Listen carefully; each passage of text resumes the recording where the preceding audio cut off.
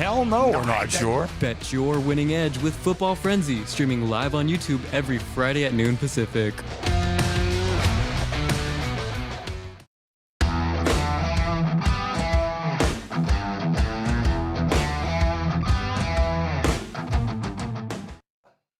Welcome in, everybody. It is time for Football Frenzy here on a Friday at the South Point Hotel and Casino. Remember to follow us. Sports by the Book is the YouTube channel, Monday through Friday, 10 a.m. to 11 a.m.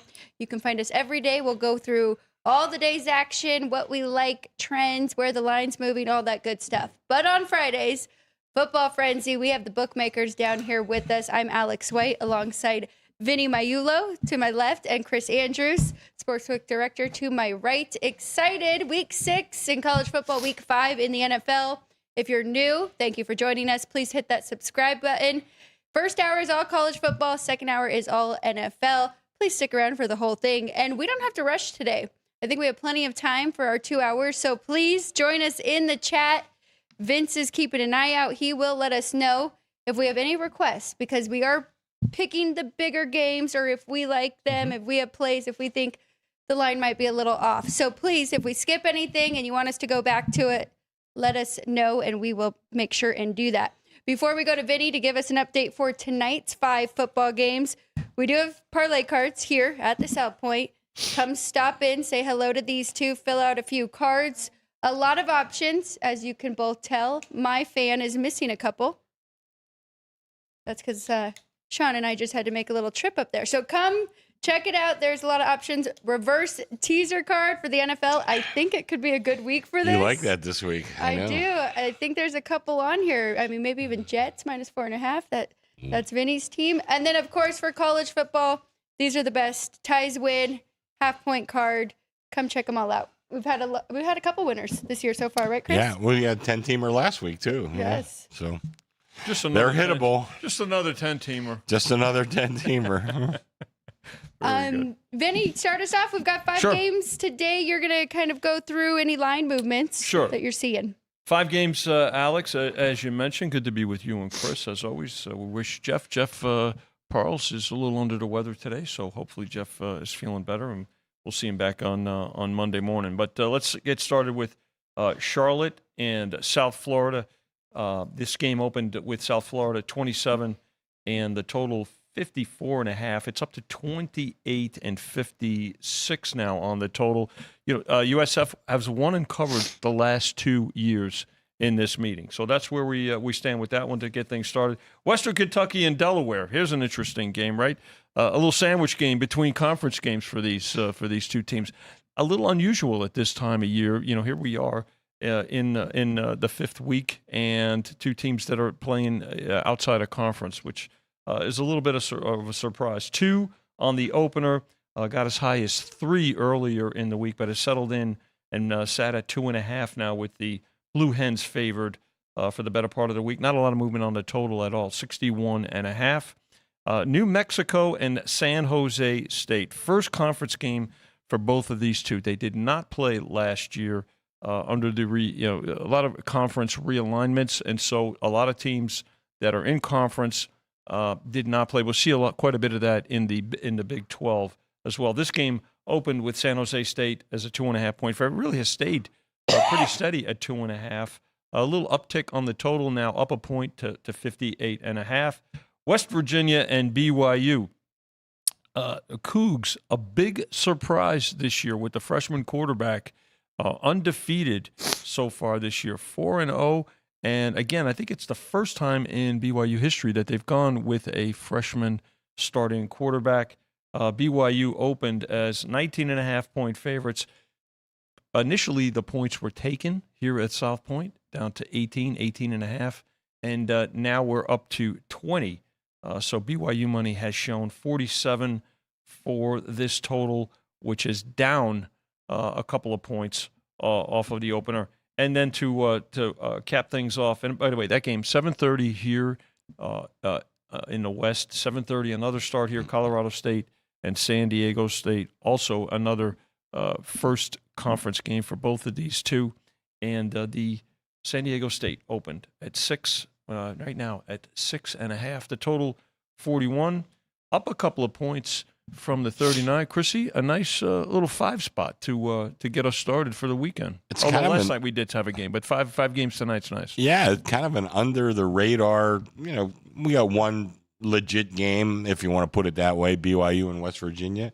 But the other games, not bad. Some conference games, some teams that, Delaware, we haven't always booked them until last year or this year. And I like one of the games tonight. I like San Diego State. Okay. And that good. team does not give up. I think in the last 2 weeks, they've given up a total of 3 points. Yeah. That is The correct. total's low. What's the total, Vinny? Total on this one's 41. They bet it up, Chris, which. Well, that's a low total. Yeah, it's still a low total. You're right. Yeah, I agree. But I like the favorite here. Yeah. They don't give up many points. And Chris, you made a good point too about a little sleeper of a card, because when you look at these games, really the fact that they're tonight, they're going to draw more betting action than if they were mixed into the schedule tomorrow, especially as you mentioned the Western Kentucky and Delaware game. So the fact that there's it's not an isolated game, but there are 5 games that are totally based are going to be played today. They'll do more handle than they would if they were sprinkled into tomorrow's overall. Yeah, a little break in the baseball. Yeah. So you still get your action. If you're jonesing. All on TV here at South Point, too. Yeah, We'll show we all got the 3 games. late games, Yeah. 1 at 7 and 2 at 7:30. Yeah. So, yeah. We should have a good stuff. Should have some good action today. I missed that day baseball already. The last 3 days I know. was so much fun. I do just want to point out for anybody who is looking at these 5 games for the first time and maybe not paying quite as close attention, Charlotte is on their backup quarterback and West Virginia is on their 3rd quarterback. So it has been a lot of injuries, not just the quarterback for Rich Rodriguez's team in West Virginia. Because if you're seeing that, you're thinking 20 points. Yeah. It is a lot of points. Not to say they can't cover, but it has been a couple rough weeks for. Yeah, I still kind of like the dog a little bit Do you? there. Yeah, I'm not crazy about it. My numbers came to 15. Yeah. I don't know if it's not worth a play for me. I'm not going to play it, but I kind of favor the dog a little bit. Looks a little high. They were sky high again with the backyard brawl against Pitt, but You're right. tough to emotionally get back to. And with the injuries, you Yes. combine those 2 factors, definitely works against them. We'll find out, though, how real this BYU team is. Because keep saying they haven't been tested, but they keep rolling along. And I've had quite a good year so far. But let's get started on the Saturday slate here. Oregon State, App State. We're kind of going to gloss over that one unless you have anything. I personally like the favorite in this one. I liked it better when they weren't laying points. It opened with Oregon State as a 1.5 point favorite. It's not a big swing, but weird travel spot for the Beavers. And it has been a brutal year. Still trying to get their first win. That's the only thing that kind of makes me nervous, but I do like the favorite in that one. I always kind of root for Oregon State. Just I don't like the way they were screwed by the Pac-12 or whatever they were at the time. I don't know, but no real opinion in the game. Switch of favorites right now. App State getting all the betting attention. They're the 1.5 point favorite now. So it's been a one-way street, and again, a one-way street to a team that's 0-5 against a team that's 0-5. Next up, let's go to some military academies here. The first one, Air Force, Navy. Between the 3, the matchup, Navy 13 at home, Chris, 51.5. Well, I think this game opened like 11, I want to say, or 11.5, and it's been climbing up. You can see why. Air Force just isn't very good right now. If it's a blueprint as to what happened last year, they got really good the last couple games of the year, and they're always going to have a lot of freshmen, a lot of cadets. I mean, it's a tough spot for really all the service academies. But right now, I think Navy's pretty good. I kind of agree with the move. I think I definitely like the favorite in this spot. Yeah, I mean, you look at these 2 teams, right? This is an emotional game too. These are rivalry games. These along with Army when they vie for the Commander-in-Chief trophy. That's their goal, right? I mean, it's important to the academies, and God bless them, by the way, all the men and women that are going to commit beyond their college careers to serve our country. But these 2 teams have split both wins and covers for the last decade. So kind of sometimes you throw out current records when you're looking at what goes into these games. These are extremely important to these teams. You talk about rivalries. Well, you're going to, this is as good a rivalry as you're going to see. Bruce Marshall joins us once a week on Sports by the Book live in studio. He was talking about this total 51.5 because both of these teams have played against opponents who play at a fast pace, and we know how both of them are run first, even though Air Force is throwing more, and Air Force's defense has been pretty brutal. But 51.5 for these two. Any thoughts on that? I'm not a totals guy, but I could see that both these teams are going to chew a lot of clock. Yeah. So I mean that the total may be based on teams that did not chew a lot of clock, and then you got two teams that will do that. So I could see an under bet, but I'm not a totals guy. Was driven up initially, but now money coming in on the under. I think that might have been just a. Sometimes there are smoke screens out there, I think Chris brings up a good point. We'll probably see under money here. Ball control is the key for both of these teams. Vinny, first of a few good SEC matchups. This one, two teams coming in off of losses. Kentucky going to Georgia. It was a very close game last year, but right now, Bulldogs 20.5-point favorite at home, total 48.5.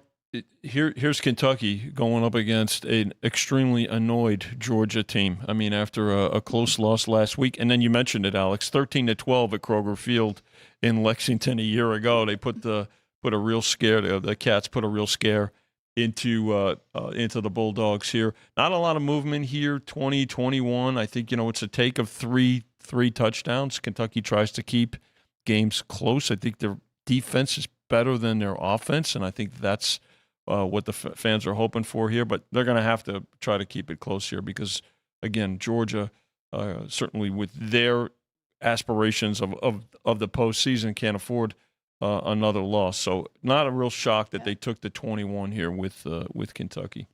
I made the number 22, so it's kind of right there. Not enough for me to play either way. But Vinny made a couple of points as to might be an angry Georgia team here, So I mean, I would not play the game, but probably favored or pass for me. I'm right there, side and total as well, but I'm tempted just to go under that 48.5. Georgia shut out Alabama in the second half, and Kentucky, their strength is their defense. So we'll see. That is my number as well, but maybe even first half. Not a lot of movement on the total, actually. Yeah. So far. Maybe looking first half under there. Chris, I don't know if you liked Kansas last week. I did. I did. They lost to a good Cincinnati team. I think we learned a lot about that team as well. 4.5-point favorites now on the road, trying to get back on the right track. UCF up and downs this year, total 54.5. Yeah, one of the things I did definitely like Kansas last week. Two things I took away from the game. Number one, I underrated Cincinnati. Number two, Kansas' defense is terrible. I mean, it's terrible. Yeah. Man, I was just shocked how Cincinnati just ran right through them and run, pass, whatever they wanted to do. Kind of like the dog in this spot. Not enough to play. I haven't had much action on this. A little bit on the dog, but nothing major. But that was on my list of possible plays this week was UCF. And like I said, that Kansas defense just awful. Ran it up to as high as 5 off the 3.5-point opener, and now sitting at 4.5. From the total perspective, I think Chris brings up a good point, especially about the Kansas defense. I mean, this total opened 56. It's come down. I suspect there'll be some over money here because I don't think weather's going to be a factor in this game. We can double check, but maybe some wind. Some wind, okay, but still, I wouldn't be shocked if we see this. This total creep back up. Yeah, because it did. I mean, from early in the week, I saw 59.5. So they were already on it with. Evidently, they saw the same defense I did. That I could see. Yes, but yeah, exactly. The opener, which I think is the correct number. But Vinny, now this one, I am with the steam here. Cincinnati opened as a small dog, now have been bet up to a favorite. I did make Cincinnati 3 here at home and made the adjustments from last week. So I am on Cincinnati here. Iowa State, too. Vinny, couple of their cornerbacks out for this one. So Iowa State versus Cincy, big game for both of these two teams. Iowa State has really dodged a few bullets. And to your point, Alex, now they've won and covered the last couple of years in this meeting. This is a tough spot for them. Cincinnati kind of lying in wait a little bit. I think Chris brought up a good point earlier too. Cincinnati better definitely have increased their power rating in our world, and rightfully so.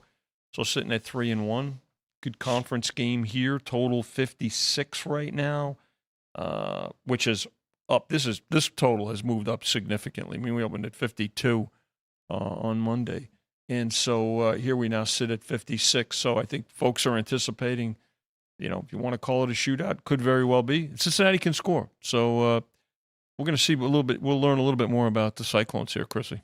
I think we're going to learn more about both these teams because right now I still made Iowa State a 1-point favorite on my numbers. Mm-hmm. It's moved to 1 the other side. I mean, it's not like I was way off. Yep. But I'm not sure if I have correctly made the correction as to Cincinnati with their win last week. I thought they looked very good.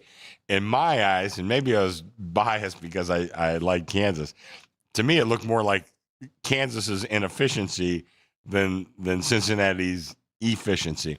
But they are a good team and well coached, and not a great spot to travel to and everything else. So like I said, I made Iowa State 1. It's now Cincy 1. That's not enough for me to play, but when they kick off, kid, I'm going to be rooting for you. Don't worry about it. I appreciate that. This one does make me nervous. I think both of these teams are very good. It's just that cornerback being out kind of was the little extra bump I needed. But, I mean, Iowa State so far, like you said, I mean, they find a way. They have. Right. They really have. So we'll see. We'll see in that one.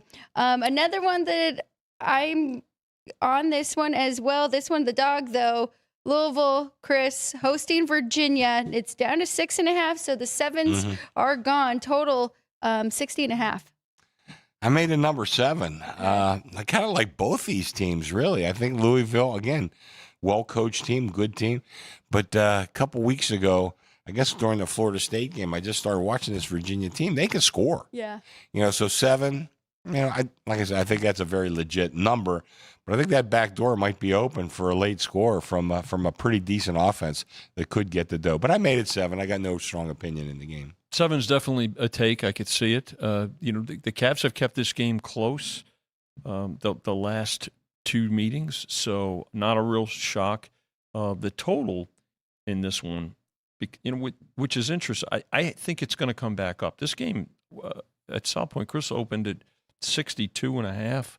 On Monday, and it's down to 60.5. I suspect that we'll see some over money in this one because both teams have shown the ability to score points. I want to give our listeners a little pointer here. Mm-hmm.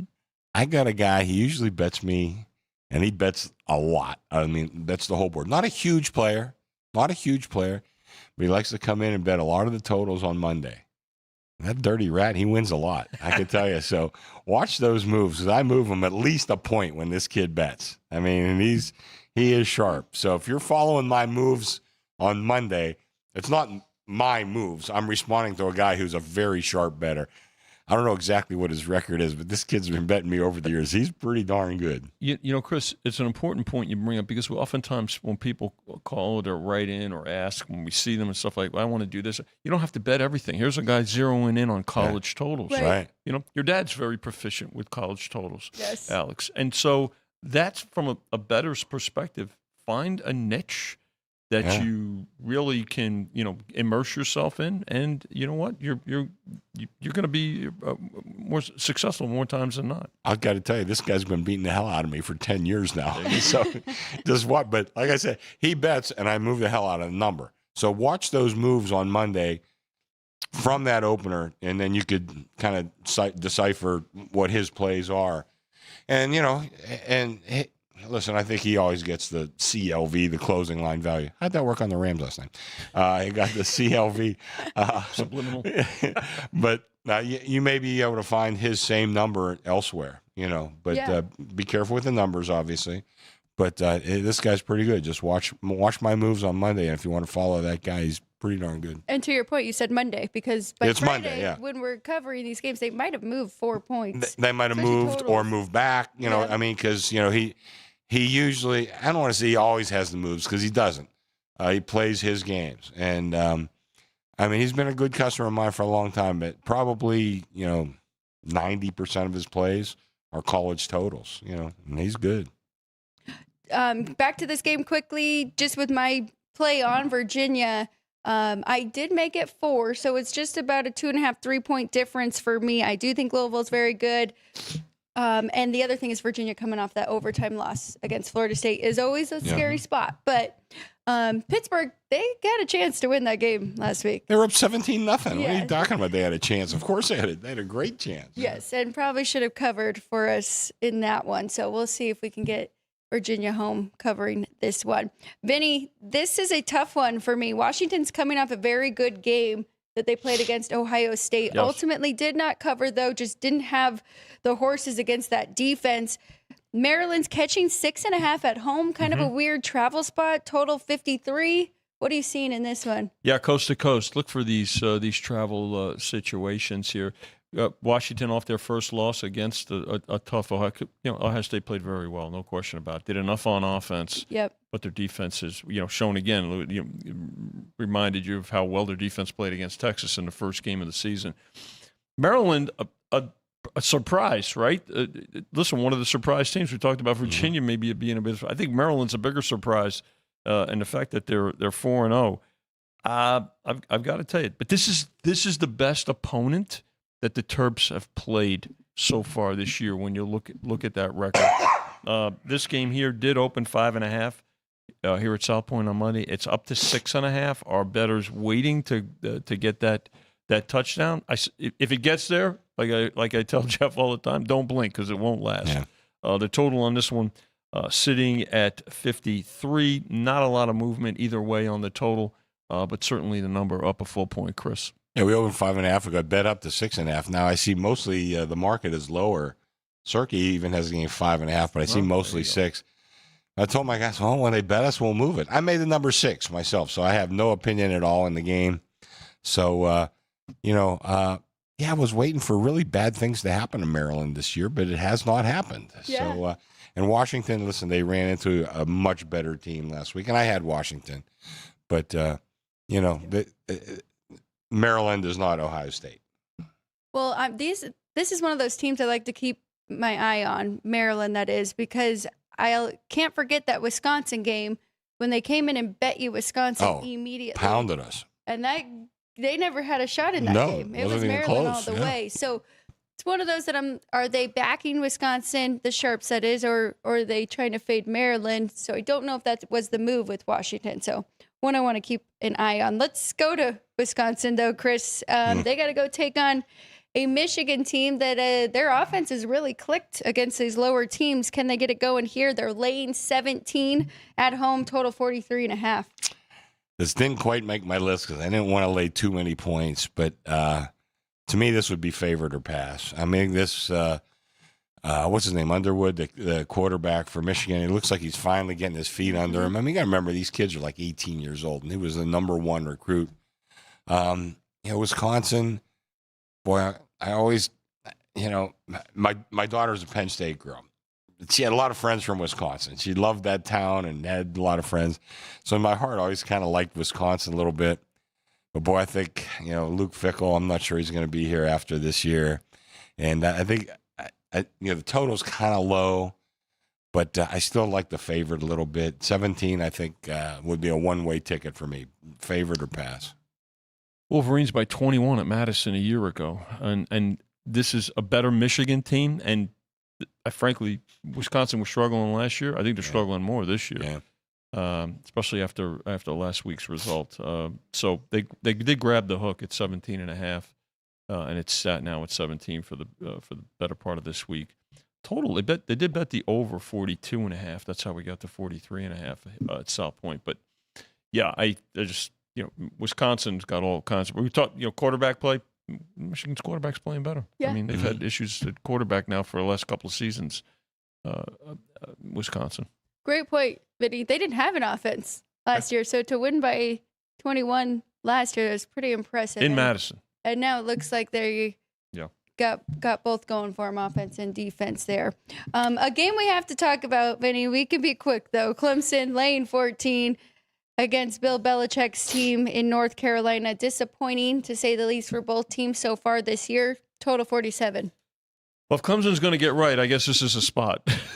I mean, Clemson's got one win, and they're 14-point favorites. Yeah. So that tells you it speaks to the talent level for sure. Yep. North Carolina, I think that they have one of the biggest transitions of player person, over 60 players. Yeah.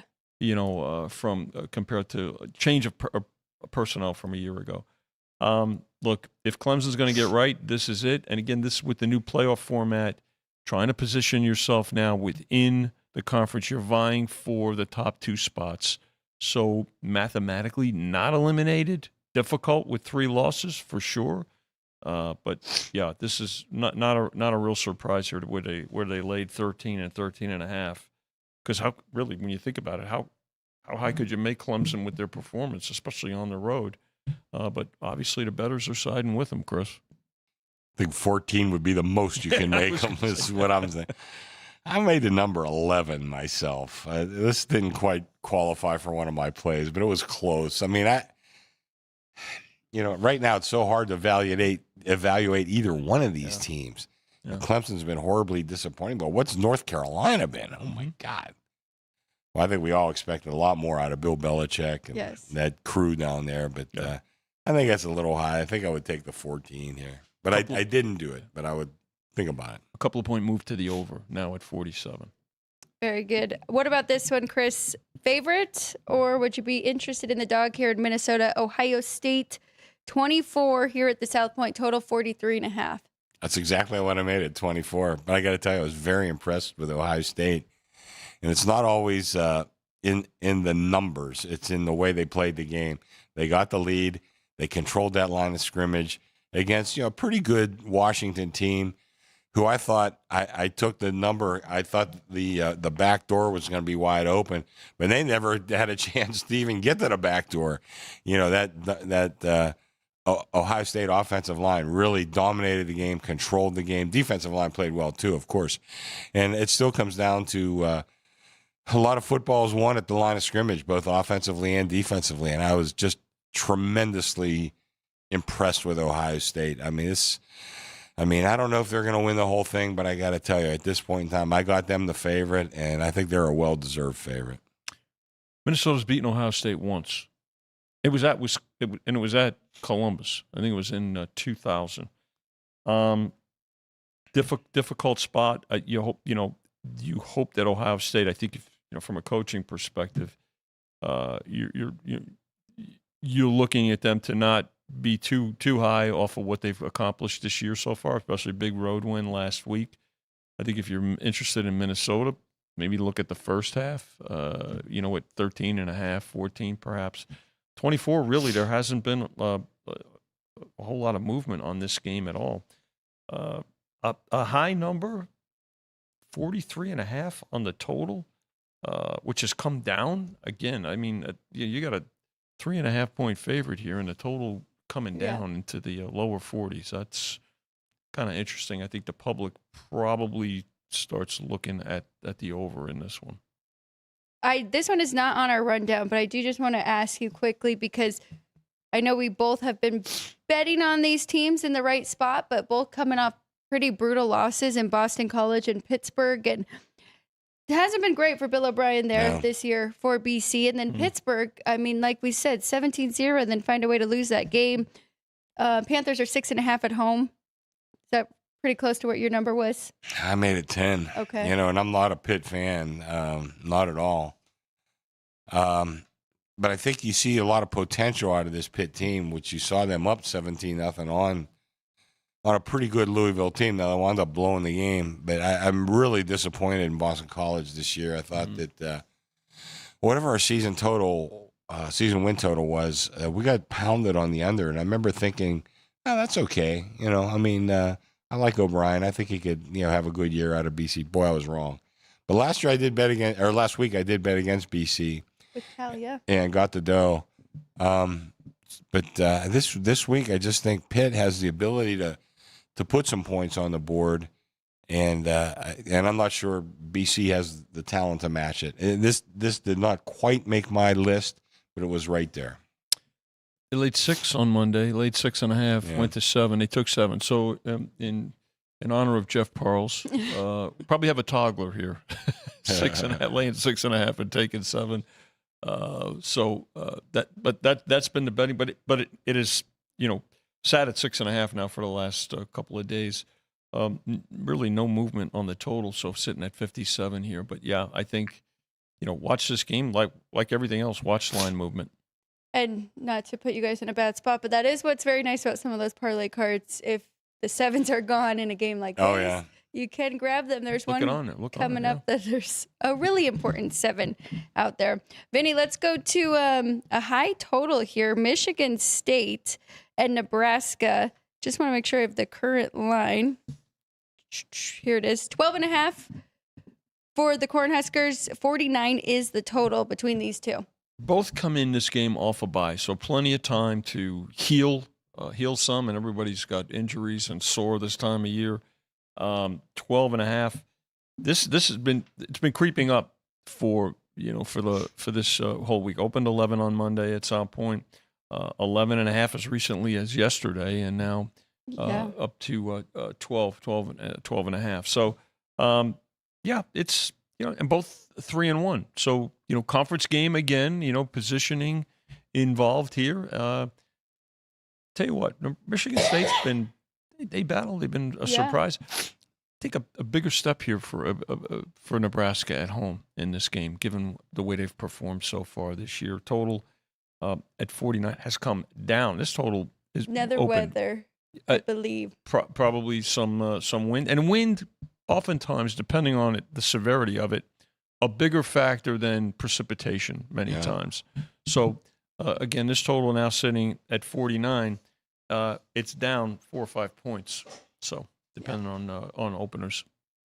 I made the number 12. I have no real opinion. I think Vinny would probably agree with me because of our connection to the Gone family and their connection to Nebraska. I always kind of root for him.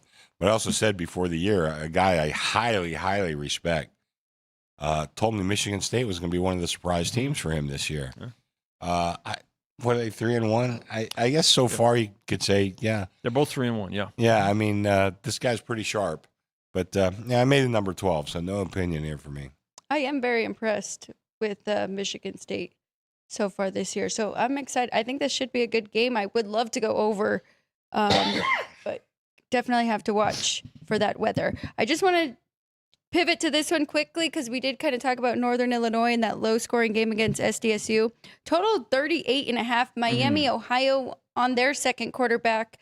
Finn was injured in the UNLV matchup. So backup quarterback, 38.5, probably the lowest total on the board. Vinny, I'll throw that to you. Yeah, I mean, no, just watch their style of play and their inability to score points. They go with their personal. This is a matchup, right? These are our personal. This is how we can't get into shootouts, and I think that's what you're looking at in this game. And really, they did lay the road favorite here from the opener of 4. So obviously more money coming in on the visitor. But to your point, Alex, just one of this. I think this is the lowest total on the board this week. I made it number 4, so I really don't have an opinion, even though it's gotten bet up to 5. But our good friend Sammy P, last week this was one of his games. He liked Northern Illinois getting points, and of course they lost 6-3. Yes. But he got the dough. I mean, that's all that matters. Oh, he did cover. They did cover, didn't they? Weren't they taking that game 6-3 game? Yeah. I thought Yeah, NIU Maybe covers. a close 2.5 because I think. I think Sammy got the dough. Okay, good. Good. What's good for Sammy, and next round of drinks is on him. So we've opened this tab already. Sam, for what it's worth, we've opened your tab at Oasis. Yeah, but I don't know if Sammy got. He's a Chicago boy. Maybe that Northern Illinois thing got affected him, but he did have the winner though in that game. Historically, very good in the dog spot. Yeah, Northern Illinois because they do have a good defense. That's why I'm intrigued by this one. Both of the strengths of these teams are their defense, style of play. I know it's a low total. Yeah, well, I made it 4. Like I said, it got bet up to 5. That's most certainly not enough to make me play, but shows you, because it's gonna be a tight game. Excited for both of you guys' thoughts on this one. Vinny, I'm going to start with you, though. You guys are a little high right now at 3 with Duke on the road against Cal. 2 very good quarterbacks coming into the season. A lot of hype on both of them. Not quite Arch Manning hype, but a lot of hype on both of them. Total 55. Well, nothing screams ACC like Duke at Cal, right? I mean, listen, it's been pretty steady all week on this number and the total. Not a lot of actually the totals moved, a point here and there, a half point back and forth. But I'm happy to report that two-way action. Cue the graphic. I probably should have led on this game. Just as good live, if not better. So that was perfect. So, but yeah, I mean, again, you take travel into consideration. You mentioned the Arch Manning hype, and I think a lot of these other quarterbacks, they'll say all the right things. We didn't pay attention to it, but I'll tell you what, there's a few quarterbacks out there, and these two guys, you know what? Let him have all the accolades and let him get all the attention. They just go about doing their jobs and very steady. Oklahoma's another example, even though he's hurt. They're just fine with that, getting the results. But that Sagapolatelli kid, I really like him a lot. I guess he's a redshirt freshman, so he's, I guess, about 19. But boy, he just looks so physically mature. And he kind of acts like it, too. Now, I don't know what happened 2 weeks ago when they got shut out. But I came right back with them last week, and they got the dough. It's all that pasta. No, I don't think he's one of your countrymen. I think he's from the islands. Yeah. Same thing. We're all God's children. We're all God's children. Absolutely. Anyway, I'm very impressed with him. I think this kid's really good. I spent so many years in northern Nevada. I'm a big Stanford fan. You're supposed to hate your rival. I don't really hate Cal. Actually, I kind of root for him a little bit, because I just think it's a really good school. But anyway, I made the number 3. I don't know where I'm going with this thing. I don't like anybody in this game, but I love that kid, though. I had to go that route because remember years ago, the quarterback for Arizona was Magliulo. And I had people who would, in fact, a very prominent Los Angeles sports writer, Bud Ferrillo, rest his soul, always used to say, "Hey, is he related to you?" I said, "Yeah, of course." Yeah. My people were in Hawaii 1,000 years ago. Well, okay, you've said nothing screams ACC. How about Big Ten, Chris? Penn State and UCLA. This one is in LA. Penn State, 24-point favorite on the road after the loss to Oregon. Total 48.5. Well, I made it number 29. This not only screams Big Ten, but screams James Franklin. If he has a chance to run it up against a horrible team, he might just do that. So I'd like the number a little bit higher here, but what are we like the second year into all this stuff? And I hate it more and more every week. I look at these games and I hate it. Yeah. Yeah. Some of these you and I, Vinny, we've been on and I know a lot of our heart is still on the East Coast for a lot of things. We've been on the West Coast for close to 50 years now. How they broke up the Pac-12 is just beyond me. I can't believe it. Yeah. Anyway. I'm still getting used to Penn State being in the Big Ten. What was that, 93 or something like that? Yeah. So, anyway, I don't know. But I do kind of like Penn State in this game. The Pac-12. Chris, it's interesting. Last year, this game, 27-11 at Happy Valley. So maybe that's why the numbers come down, because we did open it at 26. So they've taken the points. I got to tell you, from you not only from their record, they're winless, the Bruins, but just their style of play, the way they're playing. I mean, this is their worst team in about 7-8 years. Oh my God! Yeah. 2018, I think they won 3 games the whole season. I don't know this, but I'm not shocked that I'm still not shocked that they took the points. Again, it's a play on the number. And that's why I think they've taken it so far. Well, and with the conference realignment, I mean, it has been a known thing with these travel spots and how, I mean, the toll it has on these kids. We saw it with USC last week. I mean, that was a crazy. That was terrible. The time zone and when they were starting that game, but still, I think that's kind of a situational take the number when you see matchups like this and the big travel and coming off a huge game like that against Oregon. I have nothing. I'm with you. I would lean to the favorite, if anything, in that one. All right. Huge game here for the SEC. Florida, they had a bye week, trying to get back on track. They're hosting Texas. The Longhorns are now a 5-point favorite when it sat at 7 most of the week. Vinny, total 42.5. So Texas, after the loss to Ohio State, they played San Jose State, UTEP, and Sam Houston. I give the schedule.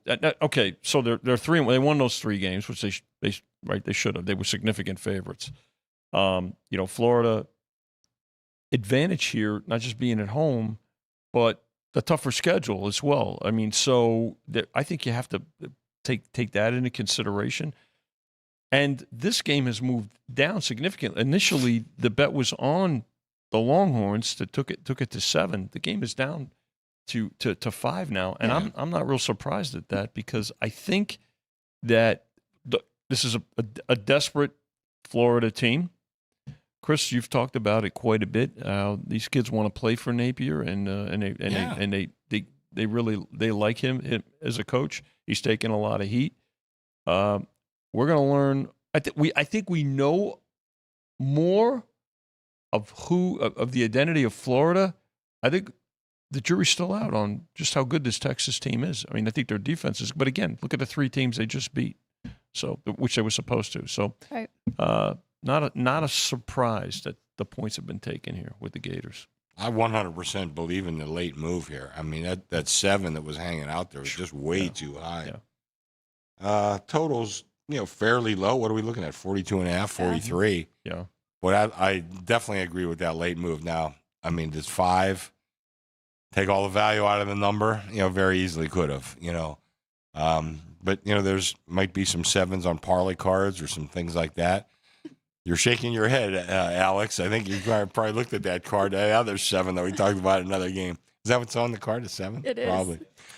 Oh, thanks. Well, I talked about the 7 all week and did not jump in and take it with Florida, so that was my opportunity. Yeah, well, I think that, like I said, I think that late move was correct. I think that Florida plays them tough. Vinny talked about it. Texas won. Congratulations. They won. They beat 3 tomato cans, so I don't think we know how good Texas is, but I think these kids are going to play real hard for Billy Napier. They've done it. I'm not sure how good they are, but staying within 7, 5, like I said, maybe the value is taken out of the number. Just to put it into perspective, Texas shut out Sam Houston State, and everybody said that would be a great get-right game. Yeah. New Mexico State just beat Sam Houston State last night pretty easily, so Yes. I don't know how much we can really take from that. Well, I mean, and the other thing is this. So Texas, this is their 5th game. This is their first conference game, too. You expanded the SEC. Look, to me, just this is me personally, you're going to play 12 games. Okay. Play 10 of them inside your conference, and the other 2 games, play one of the other Power 4 schools, right? That's what. Can we elect you commissioner? Because you're allowed 1 tomato can, but why can't Penn State play? God, I can't even remember who all's in that conference anymore. But pretty sure Oklahoma. They're not in the Big Ten, are they? Okay. Why can't Penn State go play Oklahoma or somebody like that? Right. Yeah. Those are great games, and let them have their 1 game against Villanova or whoever the hell they want to play. But here's Other than Texas that, with that's the way to go. again, their 5th game, and it's the first conference game. I don't understand that. Well, to your point, too, Vinny, using certain sites, Texas is out of the top 100 in strength of schedule, where Florida is like the top 5 Yeah. for strength Look of at their schedule. schedule. Yeah. South Florida, LSU, Miami, and then they had a bye week to get right for this one. The concern is always the turnovers. So can DJ Lagway take care of the ball? We know their defense is good. That's why we're seeing 42.5. I also like under 7.5 first quarter or under 20.5 first half. But both of these 2 have been tremendous in the first quarter. I think they've given up a combined 7 points. So we'll see. But I think it is going to be a defensive battle, hoping that the Gators can keep it close there. If not, get a win that Billy Napier really needs. Another huge game, and you guys can probably talk about the rivalry from years ago. Miami, Florida, Florida State. It's kind of being overlooked. ESPN Game Day is going to Alabama for Vandy and Alabama's matchup. But Florida State coming in off a loss. Miami, Florida, their first road game. Who am I throwing this to first? Chris, what do you think? Miami, Florida, lane 4. I don't know how high you are on the Canes, total 54.5. I only made the game 2, and I have the Canes pretty high. I just also have Florida State pretty high. I think this is going to be a really tough game. Now, 4, I mean, that's borderline play for me, because I made the game 2. But this is going to be a tough game. And, old guys like me and Vinny, remember the Jimmy Johnson versus Bobby Bowden? I mean, those were the games every year, man. We looked forward to that game. And that was going to be tooth and nail, man. Those press conferences were as good as the games. Yeah, I mean, great teams. Even to this day, you could look and great memories of the guys who were played for those teams. It's not quite as good as that, not quite, but still, it's a pretty darn good game. Gun to my head, I would take the dog, but like I said, a little too shallow of a number for me. 36-14 Hurricanes a year ago at home. They've had 2 weeks to get ready for this game.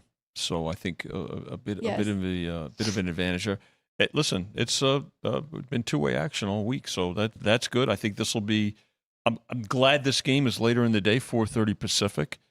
One of, if not certainly is going to be in the top 5 of games handled, maybe the highest handled game of the day because it's such an attractive matchup, and everybody's been involved with it so far, and they're going to stay involved.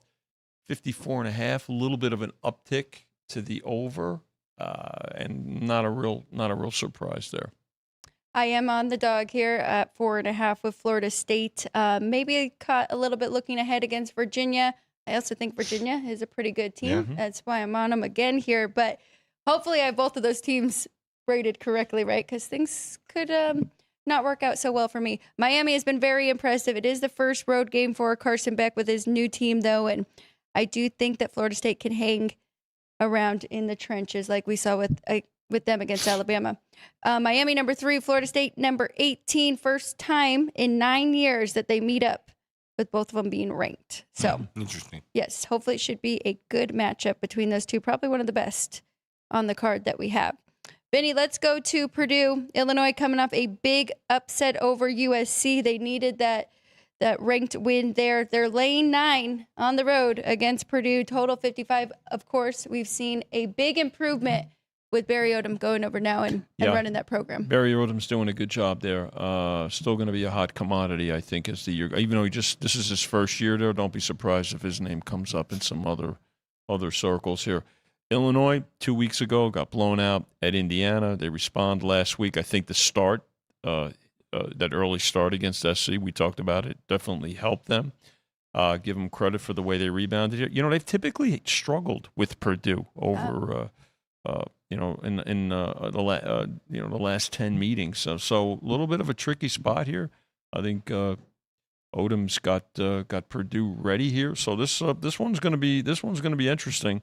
A bit of a toggler. 9.5. They lay it, and we did see 10, and that didn't last very long. And I could understand why. Double digits at home. Typically, where they've done pretty well, Chris, and not a lot of movement with the total though. I got to tell you, a couple of years ago, I was quoted in the papers, when they hired Barry Odom before they ever played a game. I said, "Well, I hear a lot of good things about Barry Odom, but I don't think Vince Lombardi could win at UNLV." And of course, that was in the paper, and a lot of guys. I had to hear about it. Steve Stallworth, our good friend, who was a former quarterback for UNLV, he would remind me about it all the time. I said, "Steve, I never said a word about Barry Odom." So Vince Lombardi might not have won there. Anyway, when this number came, when I was making my numbers, I made a number 12. Then when it opened like around that 8.5, 9 mark, I'm looking, I said, you know what? I like that number better than my own.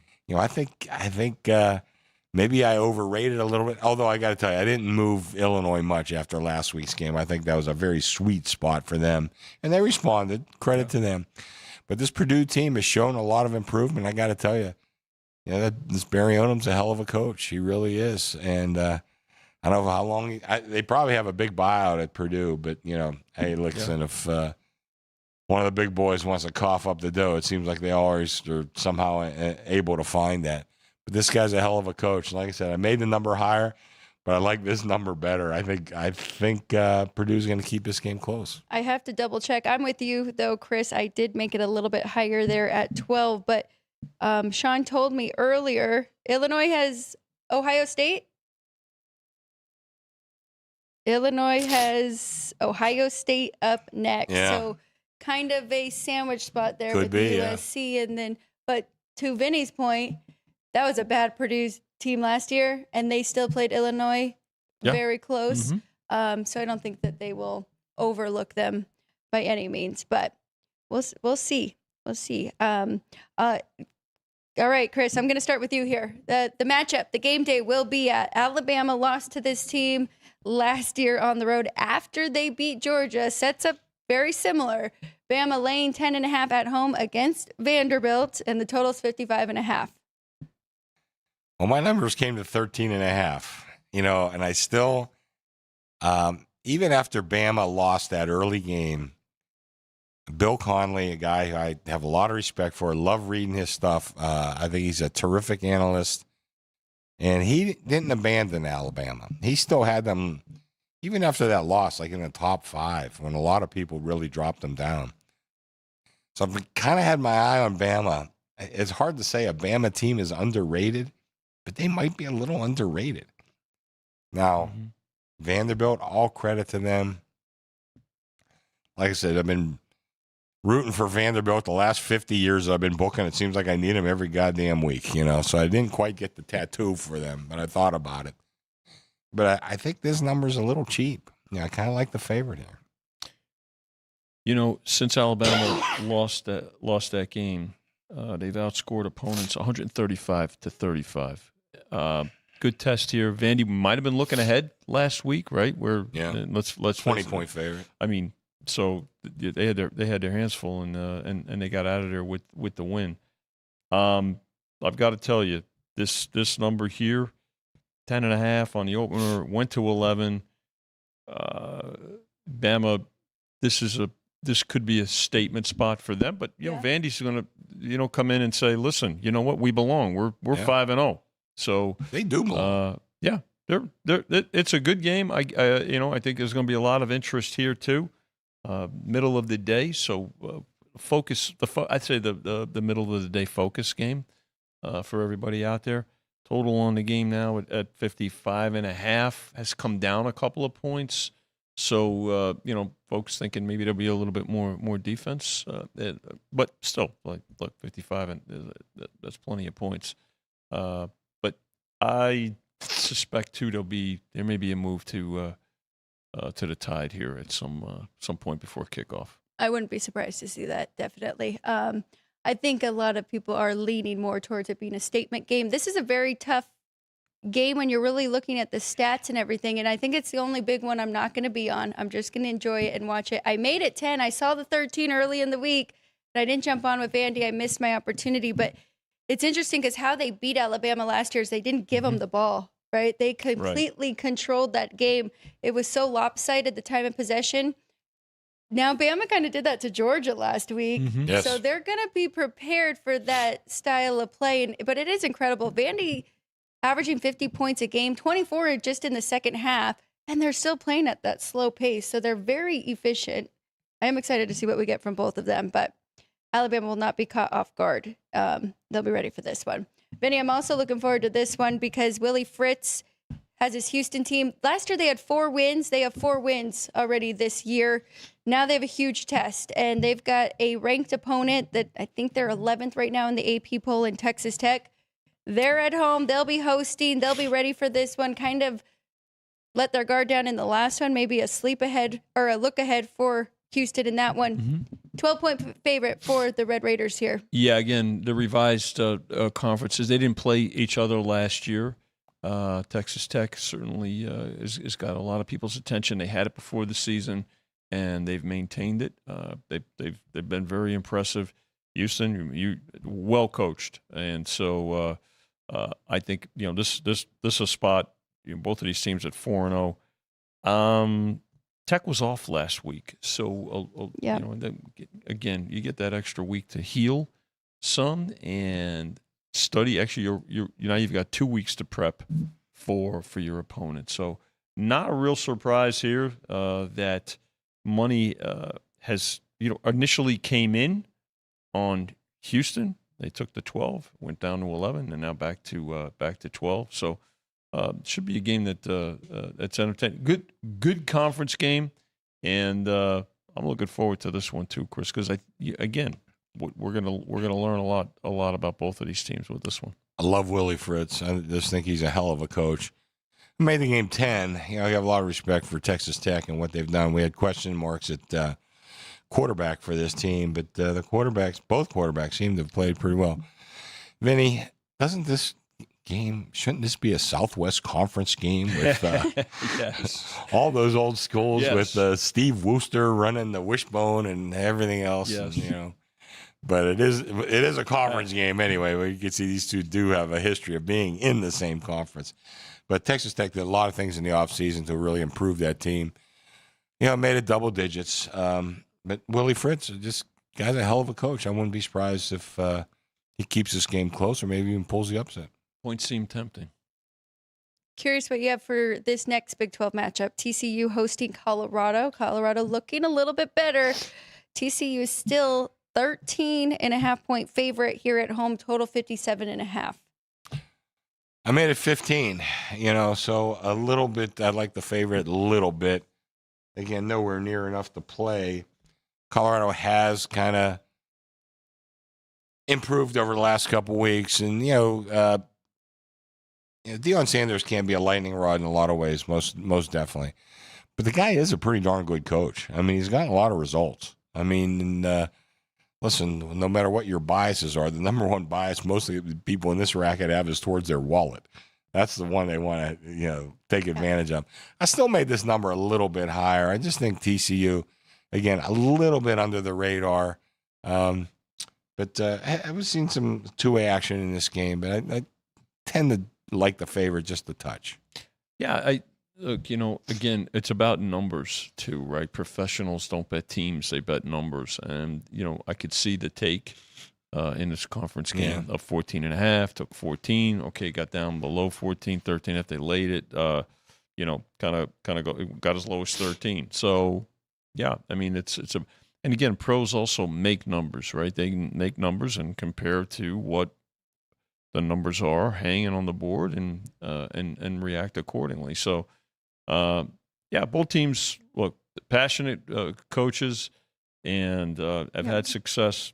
So, not a real surprise with the way this number has played out so far. I'll be honest, I was happy to pass this one because I have been on Colorado actually since Deion Sanders has been there the last couple years, but I did make it higher too. I'm 17 here with TCU at home, so it was a pass. It kind of getting close to laying the number there, but I don't usually lay those big numbers.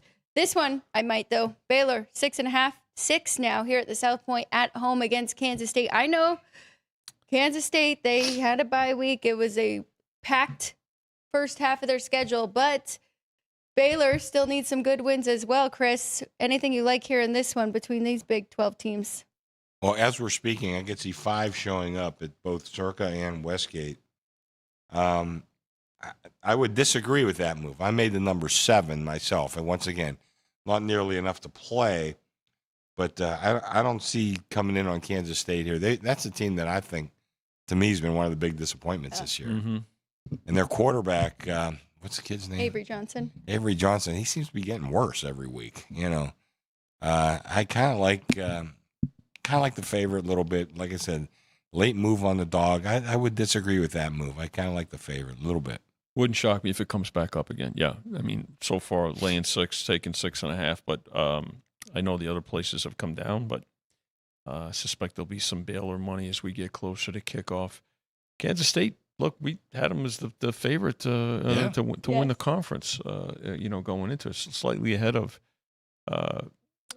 Iowa State, right, and so and Texas Tech, right. Yeah. So, but hasn't panned out so far. But again, to Chris's point, I wouldn't shock me if this number goes higher, and if we wind up needing Baylor in this game at home, that's okay too. Yeah. Sure. High total sitting there at 60 because we have seen a few shootouts for the Baylor Bears once again, just like we did last year.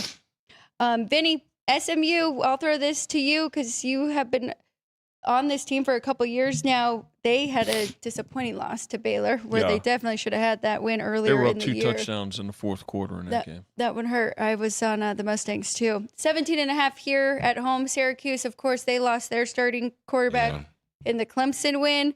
57 is the total. Yeah. I definitely understand why this number has gotten so high. Yeah, Syracuse really dominated, right, by Duke last week. And SMU, this is their first conference game, another team that's playing their fifth game and the first one in conference here. So they did lay the 16 and a half up to 17.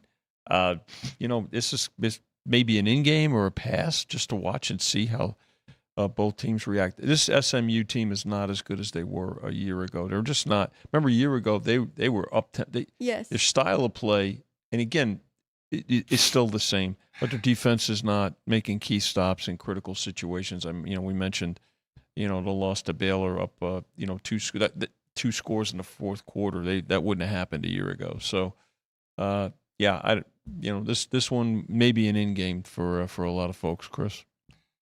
I don't know much about the backup quarterback. I made a 3-point adjustment on Syracuse, which puts my number right at 17. So no opinion for me, but I don't know if anybody has any insight on that quarterback, if maybe he's as good as the other guy. I don't know. You never know with these college kids, but I did lower my rating on Syracuse 3 points. He could be. Looking at my grandpa's numbers, he had him very close really? To Angeli, but it didn't work out last week against Duke, as Vinny mentioned, but maybe a week under his belt, it could look better here in this one. We talked about Fran Brown too, like that coach. So I think he'll get his players going. But I could also see on the other side, Rhett Lashley trying to get some style points. That's another really good coach, He Lashley. He is, and he's had a couple bad losses, and he wants to get his team back on track, get back in that rhythm there. So pass for me between those two. What do you think about this one? Notre Dame back on track. Huge win over Arkansas. Wasn't even close. 21-point favorite over Boise State. Total 62.5. This is typically a spot where we want to take the points at Boise, but I don't know if there's been a lot of two-way action in this one. It's not. It's been one-way action all on Notre Dame, but I got to tell you, I think this number's gone a little too high. What are we running? Yep. 21. Yeah, I mean, there's a couple 20.5s, I guess, still in the market. But I think Boise's a team that can score. And, I mean, Notre Dame, super impressive. Cost the Arkansas coach's job, but I think we saw that about halfway through the game that might happen. But, yeah, Notre Dame, I still have them ranked really highly, even after 2 losses. Can't let that affect you too much as far as making your ratings. They could have won either one of or both of those games. But I think this number's gone a little too high. I think Boise can hang in there. I made the number closer to 15, I have to say. So to me, this is a take. And you still have Notre Dame in your top 10, if not. Yeah. I kept Alabama in my power ratings in top 10, even after that loss. I've kept Notre Dame in the top 10, even after 2 losses. Yep. Look, the difference in strength of schedule here favors the Irish massively. To Chris's point, they laid 19, they laid 20, 3 touchdowns here. So interesting.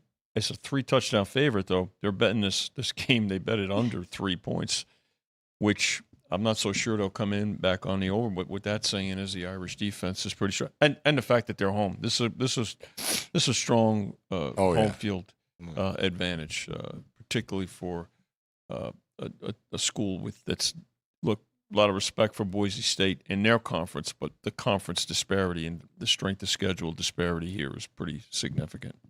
I am a little bit lower as well. It is a lean. I made it 17, 4-point difference there. I guess you're right. 3 touchdowns. We are getting close to that being a play. This one I'm going to stay off of. Been pretty high on Texas A&M all year long, and I still don't know if I like my own number here with 15 points. Mississippi State's been very competitive. They almost beat Tennessee last week. Now they're catching 15 on the road, Vinny. Total 56.5. Is Mike Elko's team that good that they should be laying 15 against an SEC opponent? Well, they laid 14, so Alex, they're okay with being in close games, as we saw with Notre Dame and then Auburn. They did win at Mississippi State. a year ago. So by 10, maybe Mississippi State's coming back to earth. Has the number gotten too high? Is the question. So I think you want to watch and see. Again, maybe perhaps another in game, but maybe it's a first half play too. If you're looking at the favorite. So, but they did lay Texas A&M here, and we've been talking about Texas A&M for the last couple of years with the coaching change that was made, and gearing towards it. This team's got playoff postseason potential. Yeah, he did really well in the transfer portal. I only made it 14. I think Miss State showing a lot of guts hanging in there. I wouldn't suspect them to win this game, but they've showed a lot of courage playing. Obviously a really tough schedule like anybody in the SEC is going to play, barring some kind of weird stuff. But I think his team's pretty good, and I kind of like him. Late move is on the favorite. I'm not sure I agree with that. Matter of fact, I don't. So we'll probably be rooting for Mississippi State by the time they kick off, and I'm okay with that. I agree. As I mentioned, I've got A&M right there, 16-point favorite at home, but I was still thinking of taking the dog there. I'm just very impressed with what I've seen, and it's because they have their quarterback, Blake Shapen, and he got hurt last year. So then we all were fading them, and they were the worst team in the SEC, but it's not the case anymore. Vinny or Chris? I'll go to Chris first. Let's go to UNLV. They're going to Wyoming. Now, this is another one where there may be weather. We saw UNLV have a nice weather game in Wyoming 2 years ago. 3.5-point favorite on the road, total 50. Well, Tark's not around. When they played basketball, he would always tell them, it's not, the altitude doesn't mean anything. We're playing inside. That's right. This one's going to be outside, though. I still made the number a little bit higher. I kind of like UNLV. I'm impressed with this team. I think they're pretty good. And, Odom, Barry Odom's been a fantastic coach, but so's Dan Mullen. Yeah. I think his number got a little bit cheap. I made it closer to 7. Found a way to come back and win that game, Miami-O. That is the last time we saw them. Yeah, Huh? that was a good game. So credit them for that. They dug themselves out of a hole. It's been all Wyoming so far. They took everything from 5.5 down to now 3.5. So maybe folks are waiting for the 3 with UNLV on the road, and the totals come down too. In fact, now it came back up. It was as low as 49, so it did come back up, but did open at 53. Perhaps that's got to do with what's going to happen weather-wise. I agree, though, Vinny. That was a tough hole to come out of and win. And that would have been a bad loss against Miami, Absolutely. Ohio. So now they had a week off. Get ready for this game. I know it's not a tough place to play, but I'm with Chris. I made it a little higher, 5.5 here for the Rebels on the road. So 3 might be a good play for me. That's it for college football. As I mentioned, if you have any requests, we have our numbers in front of us. We can go back and go through any games that you would like us to. There is a poll, thanks to Vincent here, and it is about home dogs. Which home dog will win against a ranked opponent unless that poll is done? But if not, please jump in. The options were Purdue plus 9.5, Florida plus 5, Houston plus 12, and Florida State plus 4. So a lot of fun there. I think we might have a winner. I'm getting news right now. It looks like Florida, 34% of the votes The Gators. for the Gators. Big game for them against Texas. Still a little unsure, but maybe we'll find out. The Longhorns are really good. Were they number 1 coming into the year? Was it them and Penn State? They were number 1. They were. I thought right? they were the Longhorns were. Yeah, but again, Probably. But some people had Penn State number 1. Yeah. I had my doubts about both I teams. had Ohio State number 1. So. Vinny's on the right track there. We're going to take a quick break, which actually means, Florida gets 34. Oh, Houston right now, 33%. So it's close. Ooh. I like that a lot. Willie Fritz's team. We're going to take a quick break, which means we get to hear from our friend Joe with a cup of Joe and his best college pick of the week.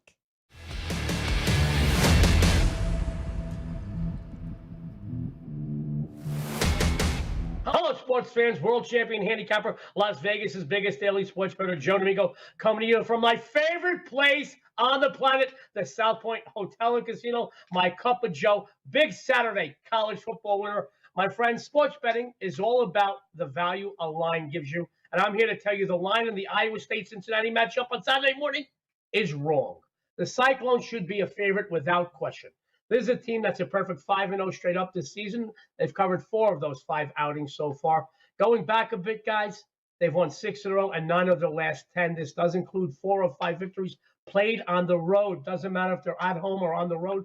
This team is putting W's up. They possess a defense that's allowing a mere 14.2 a game. They're equally strong against the pass as they are against the rush. They've already grabbed 6, whichever you want to do it, takeaways already. While I'm not looking to take away anything from the Cincinnati Bearcats, they're a good team, guys. They bounced back from their season opening loss at the hands of Nebraska to rattle off 3 consecutive victories. However, facing teams like Bowling Green and Northwestern State is a big step down in class for what they're going to line up against this week. Now, guys, they did come up big a week ago on the road and take down Kansas as an underdog, but I think they're in a huge letdown situation here. Absolutely. All right, their offense is clicking, but they've committed 3 turnovers already. They have a defense that's absolutely horrible against the pass, and they've yet to create a turnover. They're almost halfway through the regular season, guys, without creating a turnover. That tells me a lot about their defense. I just don't see them keeping pace on the scoreboard with the Iowa State offense. I mean, this is a team, this ISU team, they've taken down K-State, Iowa, and Arizona with authority already. Their offense is explosive, and their defense is so well-balanced, it's hard to find a flaw in it. Not only does Iowa State win this game outright, they win it with authority. Take the Cyclones and take your bookmakers' money. Guys, this is Joe D'Amico. Good luck, and have a winning day.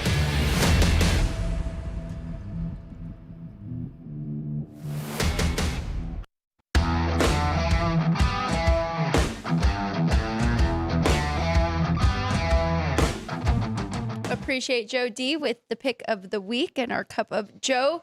Best of luck to him, and we'll get an NFL pick from him as well.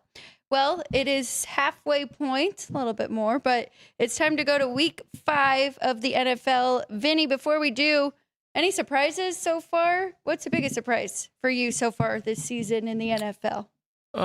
Team-wise, I would say the Colts, as good as they were. I mean, they were actually in a position to win last week. I would say, yeah, the Colts are a pleasant surprise to a lot of folks. I think, on the flip side of that, the struggles of the Ravens, and I know the Ravens have a tremendous amount of injuries, but they've been favored in their games, and just the way they've responded is, I know they still have injuries, and of course we don't know yet if Lamar Jackson's going to play this week, but I think when you look at the with the fact that they only have 1 win is probably one of the bigger surprises. Anything for you? Yeah. I did some work. I sent you guys a list of the defensive efficiency numbers. Mm-hmm. My days off, I worked some offensive efficiency. I talked to Sean. Next week we'll post them because I think we're still in the point where, scheduling and all that doesn't give you a clear understanding of who's who and what's what. But doing my offensive efficiency ratings, has the 3rd best offensive efficiency according to my numbers? The Colts? 3rd best. New Orleans. Oh. Saints. They're averaging over 30 a game. And I mean, I got to tell you, I went through and I wait a second, did I do this right? I went back and looked. They're averaging over 30 points a game. This team can score. Now, they're not very good. I think I got them the 3rd worst team in the NFL. But money showed on them this week. Yeah. And that kind of caught my eye. But look at their offense. Their offense can put some points on the board. And if you're laying big numbers against them, just be careful because that back door might be open. And I think right now we're still at the point where we're going to get some value on them as a dog. But this team can score. Now I'm looking at my defensive numbers. Where are they at? Your defense made a lot of sense. They're second from the bottom defensively. Okay. So, I'm not ready to send them to the Super Bowl yet. But, Overs. Yeah. in Saints games. I got them rated Saints and the number Cowboys 31 on defense and number 3 on offense. So, There you go. that tells you right there. Well, let's get started. We've got another game across the pond here. Minnesota stays there, just goes from Ireland to London. 3.5-point favorite. Cleveland makes a switch at the quarterback position. Dylan Gabriel will be the starting quarterback. Vinny, total of 36. Man, I still like that one under, just like I said last week with that Houston game. Lowest total on the board. What are you seeing? Anything side or total-wise betting? No, I think believe it or not, they bet the under 37, but the numbers held pretty steady.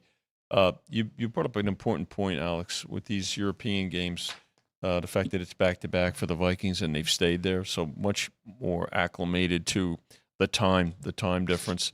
However, their offensive line has a minimum of 3, possibly 4 starters out. And the Browns with a very good defense. Yes. I mean, it's frustrating offensively to watch the Browns. And you mentioned the switch at quarterback for this week. So I think that played into the total, but pretty balanced action so far on the side. But that's what you want to watch in this game right now. The 3 factors: how did the Vikings handle the injuries to the offensive line? The Browns' defense is solid. And how did the Browns respond to the quarterback change, Chris? Well, I think there's some big questions right now going into this game. Number one, is the first time we've seen a team stay in Europe for 2 weeks. Jacksonville did last year. Oh, Jacksonville did last year? Yep. Okay. Yeah, I'm sorry. They started that. My trend. apologies. It's a smart trend. I had to look because you said that they lost the first game to the Bears 35-16, and then they came back and won against the Patriots 32-16. So I think that helps Minnesota. Mhm. That's my hunch. Now, you got Dylan Gabriel. I was never real high on him. I've said on this show a million times, I like bigger quarterbacks. He's not a bigger quarterback. He's like 6 foot or 6'1". But he has a ton of experience. I think played the second most games of any college quarterback. Is that what it is? Second most? It's something. Yeah, something like that. So the kid has a lot of experience. He's not your typical raw rookie. But, you're not playing a college team this week. You're playing a pretty good defensive team in Minnesota. Kind of like the Vikings here in this spot. I wouldn't go crazy because I think there are some big question marks that after the game we'll say, "Oh, I knew that. I knew Dylan Gabriel would be great," or "I knew Dylan Gabriel would suck his first game as a pro," or "I knew the travel really affected the Browns. I knew the travel." Being over there was too much for Minnesota. So we'll have all those questions answered by about 10 o'clock Sunday morning. But right now there's big question marks on all that sort of stuff. But all that being said, I do like Minnesota. I think his number's a little bit too cheap. What do you have the Browns, Chris, in your defensive rating? Yeah. They got to be towards the top. My defensive ratings? Yeah, they're one of the better teams. Surprisingly, not that good. Number Really? 18. Wow. Very good That was- opponent yards per play and total yards per game, but total yards, but points per game. They have been giving up. They're- Points, Yeah, probably bad 'cause they- field yeah, position. Once again, I'm trying to look at some things that other people are not looking Yes. at. A lot of those things. We know yards per play. We know points per game. Blah blah blah. We know all that stuff. I'm trying to look at some other stuff to maybe give me some hints Yeah. as to some things, some thinking that other people are not thinking. Good. So, I got a couple different metrics I'm looking at, and points are not involved in that. So, Minnesota 3.5 here on the road, but I have to agree with both of you. Minnesota seems like the right spot here. They're staying there. Another week for Carson Wentz. I do like the under though. I'm going to be under 36. I'm probably not going to get up and watch much of it though. So hopefully I wake up. 6:30 and it's Pacific. 3-0 going into the fourth quarter. party girl, you're going to be out too late Saturday night. No, it's just early morning. All right, let's go to pretty rough one here. Dolphins, Panthers. Dolphins get their first win over the Jets. Vinny, what are we expecting in this one? No Tyreek Hill, out for the year. Mm-hmm. They're a 1-point favorite on the road. So both teams now have one win. Panthers, of course, shut out the Falcons 2 weeks ago. Total 44.5. They hoping to gain pick. They move to the Dolphins here, and I think that's as much a play against the Panthers because they're just. I mean, look, their offense is. They've got injuries. You mentioned it though. Both at this point, everybody's going to have injuries, but they couldn't score points when they were healthy. And I think that's the issue with the Panthers. I think the Dolphins can score some points against a team like this. Coming off a win against the Jets. Jets turnovers absolutely killed them. But the Jets have been shooting themselves in the foot, and we'll get to the Jets here in the next game. We'll talk a little bit about what's happening with them. But not a real surprise here. Again, whenever the Panthers are playing, we need the Panthers just about every week because it's a play against them, not so much a play on the other team. My numbers came to the Panthers 1, but I cannot disagree with the move here. Like Vinny said, this is the kind of team that Miami could score upon, and does Carolina have enough to match them? God, I don't know. There's not much to match them with. I can tell you that. I'm not sure how much personnel they have. But I would not. This is a game I would not touch if I was out there betting. Very interesting to see what happens in this one because I would not be shocked either way. And this could be one that the Panthers could get at home. I really could see it there. What do you think the Jets, Chris, can get their first win? They're catching 2.5 against the Dallas Cowboys, who right now are top 3 in points per game, and they're bottom 3 in opponent points per game. Total's 48. Is that high enough? What are you thinking for this one? Jets catching 2.5 at home. Well, I told you I got offensive ratings and defensive ratings. They're number 1 on offense, number 32 on defense. Their secondary's so bad. They're also, they've gone from a home dog to a road favorite. Now, it didn't work so good last week. It was 0-2. Yeah. I'm going to go with it one more time. My Uncle Jack will not let me down. God rest his soul. I'm going to go with the Jets in this one. It's 2.5, and I always say, you look at the take. Of course, you want to take +3. But if the number's 2.5, it's telling you that the wise guys do not have much confidence in the favorite, or else they would push that number to 3. Right. It's not. It's 2.5. So I'm going to take the Jets plus a 2.5. Dak Prescott's had some success at MetLife Stadium. Most of it's certainly against the Giants, who they play every year. So, what's interesting about the Jets is, by the way, they laid the 2 and 2.5 here, so maybe folks are waiting for the 3, and I think that'll be again absolute take. It's a play on the number, not it'll be a play on the Jets. The Jets a year ago led the league. They were the most penalized team in the league. They make silly mistakes. They've not changed their identity under Aaron Glenn so far. I mean, they're doing the same kinds of things to lose games, and so until that changes, I don't know how they're gonna be successful. This is a game that maybe it's an in game, but honestly, both of these teams pretty disappointing so far. Total on the game 48, certainly not a low total by any means, and they have bet it over so far just a little bit. Vinny, you're my dear friend. They haven't changed their identity since Weeb Eubank left them in 1971. I didn't want to remind myself of that, Chris, but I'm certainly glad that you did. Just doing my job, that's all. I'll be on the Jets here as well. I'm on them too, so what the hell. Outright. Got to get a first win. And I will say that Dwayne Colucci on Sports by the Book the other day, it was very funny. He said he would have a sign outside of Rampart saying, "Come bet the Jets, come bet the Jets," because that's how many tickets and how much money he had on the Cowboys compared to the Jets. So I like to be on the other side of that. Public's on the Cowboys. They have a very bad defense. By the way, Colucci's a Cowboy fan, isn't he? Oh, yeah, I know. I'm pretty sure. Yes. Cowboy fan, and in the NHL, he's a Canadians fan. What happened to this kid in New York, Vinny? I know he's a Met fan, and a Knick fan. So he's suffered enough, is what you're telling me. Is this a spot where Vegas can get back on track? They got to go to Indy, catching 6.5. Chris, total 48. I know Indy's looked really good, and the Raiders, since that first win against New England, we've seen the issues there. But 6.5, so maybe not get back on track. Can they cover here in this one? Made it number 7. That's a pretty big half point. I think the Colts have really looked strong. I said it I think it was Monday on the show.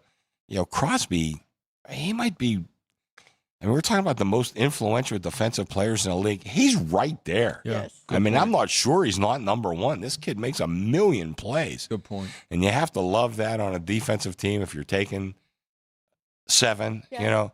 So, I mean, I made the number 7. That's not on my list. I am impressed with the Colts. But, boy, like I said, you got that defensive player who could turn a game around. I don't know. I'm not anxious to lay points against this team, and I think they obviously have their flaws, and a lot of them. But, this is the NFL. A lot of games come down to, a field goal here or there, a big defensive play, whatever. Colts are the healthier team, and Geno Smith's got to protect the ball. He's got 7 interceptions these last few games, or a couple of games, and so that's it. Value the ball, take care of it. Colts should have won last week. The kid makes a foolish play. I mean, youngsters gotta get those things right. And again, if I'm a coach, by the way, here's what I tell my players: you get in the end zone, do not get rid of the ball until you hand it to a referee in the back of the end zone. This choreography and all of this. Stop it. What are you doing? All right. You know where the I had to say it. Came from? Seriously, you're supposed to get in the end zone, touch the it. ball down. There you Yes. go. Yeah. Yeah. Manny, we're showing our age. You know that. Just look at Mo, Larry, and Curly, how it worked for them. They were so very successful. They didn't make any stupid plays in the end zone. No, never. If we didn't have the injuries with the Raiders, especially Colton Miller on the O-line, that makes me a little bit nervous. I would be all over Las Vegas here. I still think that's a little bit too many points. We've seen signs, and they got Ashton Genty going in the last game. I really think they should have won that game against the Bears. It was a blocked field goal at the end there. Looks like bettors are betting the Eagles here. Vinny, I'll throw this one to you first, from 3.5 to 4. The Broncos are 2-2, but I really think they could be 4-0 playing against a 4-0 team. What are your thoughts on this one? Total 43.5. Yeah, well, the adjustment too, right? Because I think it opened a little bit higher too on Sunday night. So Yeah. five. So money's coming on the Broncos. There's support for both these teams, good defensive teams. Philly though, they overcome mistakes. They overcome point deficits. So this I think is going to be, I think it's probably the best game of the morning for sure. Yes. And I think a game that everybody's got interest in and going to get involved in. And now, whether it's pre-flop or in-game or both, I know from our side of the counter, this is a terrific game to book because folks are going to have an opinion on both of these teams. So initial money has come in on the Broncos. I think we'll see support. We always see support for the Eagles. Totals held really pretty steady at that 43.5. I agree with the wise guy move on this game that came in originally on the dog. Now, there's always going to be public money on a team like Philadelphia. So that's not a surprise. But I think this number's too high. I mean, I made the number 3.5. Now, that's cutting it pretty close. But it's not cutting it too close for me. I'm definitely going to be on the dog here, plus the 4. I mean, I like Denver in this spot. And I think there's, Philly's, I know they're winning. I spoke about Jalen Hurts, how much I love that kid. But still, they're not quite as good as they were last year, I don't think. This Denver team is a team a little bit on the rise. I think it's a really big game for them. And I'm going to go with the plus 4. This is definitely one of my plays. I'm sad I missed 5. I didn't even know that you opened there, but I will be on the dog as well. The Eagles are 30th right now in yards per game and 30th in yards per play, 4.2, averaging 250 yards per game. Now, I did mention it earlier this week. They do play the second slowest, 31.4 seconds per play, so not really worried about being flashy, right? Just getting the job done. They have bent, but they haven't broken. This is a pretty good test right here for both these teams. Again, it's a terrific game. I like what I saw from Denver, too, against the Bengals. That could have been a, get back on track 28-3 win. I know the Bengals defense is not the same as the Eagles, but I think they'll be ready. Like you said, it's a big game for them, a really good prove-it moment. Next up, let's go Giants and Saints. We will have Jackson Dart again in this one, Chris. Total's 42. The Saints are the favorite. Yeah. 2 points, but you said you have some numbers that back them offensively. Their offense, like I said, they're scoring over 30 points a game. I mean, that was a surprise to me when I started doing my evaluations. Now, they're giving up a ton of points, too, so let's not go crazy over the Saints. But the favorites did switch in this game. I think we opened the Giants, too. Yeah. Wow. And now we're at New Orleans, too. In the old days when Bob Martin made the numbers, this would be an automatic play on the dog. Bob Martin is not, God rest his soul. Bob Martin, one of the sharpest guys of all time, period. I always said he's the Babe Ruth of this industry. Yep. Babe Ruth ain't played in a while. So I'm telling you, I kind of agree with the move, even though my numbers, when I first looked at it, I thought the Giants 2 was a good number. But like I said, I spent my days off. You think I'm out partying. I'm not at the strip clubs. I'm sitting at home and crunching numbers on my days off. And as I crunched the numbers a little bit, I was surprised how good New Orleans was. Now, that hasn't shown in the record books and hasn't shown on defense particularly. But I think they can put up some points against this defense. And this is not one of my plays. But I do kind of agree with the move. I think the Saints probably should be a very slight favorite here. Giants depleted at the wide receiver position. Yeah. Neighbors, huge loss for them, particularly for a young rookie quarterback. Rattler's been an absolute warrior. He's been tough. Yeah. More experienced than Dart too. Now this is the second game. This is on the road. Absolutely difficult place to play. Saints desperate here. I'm not shocked by the move. We're going to need the Giants in this game, even after buyback comes in. And where that buyback's going to be, I'm not so sure because it's not like we've seen it so far. It's been all Saints, and it's probably going to stay that way right through kickoff. Need a few more wins because I like Giants over 5.5 to start the year. But their defense hasn't been as good as I anticipated. Do your numbers say that too, and what you're tracking? Because right now they're 23rd in points per game. Okay, my defensive statistics have them number 22. Okay. Yeah, that's about right too. I just thought they were closer to top 10, maybe top 15. Well, we really expected a lot out of that defensive line, and Abdul Carter has been good, but the defense overall has not been great. No. Talk about a favorite flip here. Baltimore Ravens. Lamar Jackson, I'm pretty sure he is not playing in this. I think it's like 99%. Did not practice today. Practice today. Houston is now a 1.5 favorite. They did get their first win. Total 40.5. What are you seeing in this, and what's your thoughts in this one if you would play anything? Well, this, I'm not sure if this made my list or not. It might have. No, it didn't. I eliminated it late. Just because I think there's a lot of ambiguity as to what exactly is going to happen. But even without Lamar Jackson, I made the game pick. I mean, besides Jackson, I think they have 7 starters on defense who will most likely not play in this game. But, man, I've been watching this Ravens team as a Pittsburgh fan. I've seen this team has just been tough. I mean, and there's just a certain element of toughness to this whole operation. Now, I like D'Amico Ryans. I think he's got this team on the right track. And, I've loved C.J. Stroud since he came out of Ohio State. But there's definitely something wrong with his Houston team. Forget that. What, they went 26-0 or whatever the hell it was last week. Yeah, they beat Tennessee. Man, don't take that to the bank. I just don't see how you could be favored going into Baltimore against this team. Like I said, they're missing 1 million guys. I get all that. But, man, there's no way I could bet Houston in this spot. No way at all. I just had 3 games I like a little bit better. I think we got as high as 2, right, Chris? Yeah. Oh, yeah.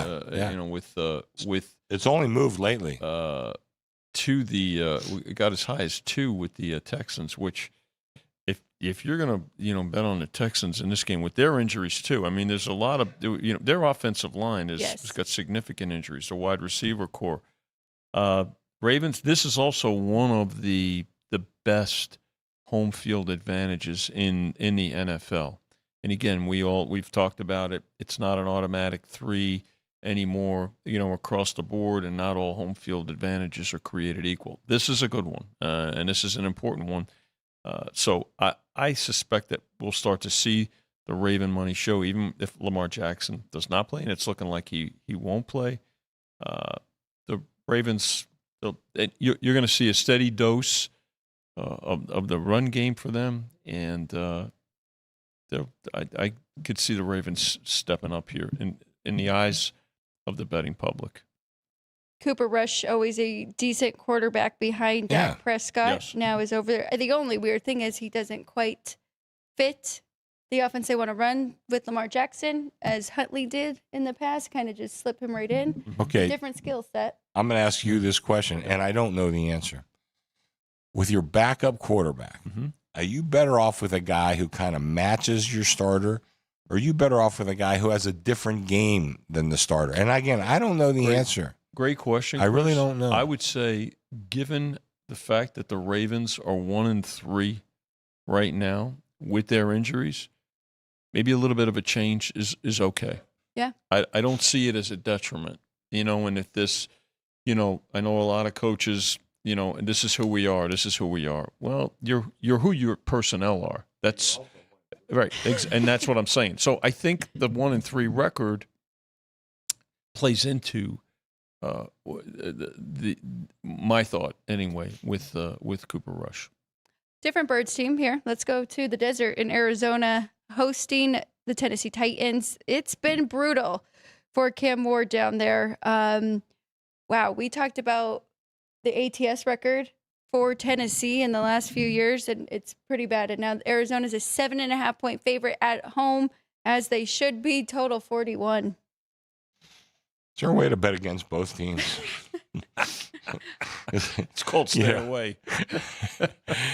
Yes, I think that's kind of what I'm going to do here.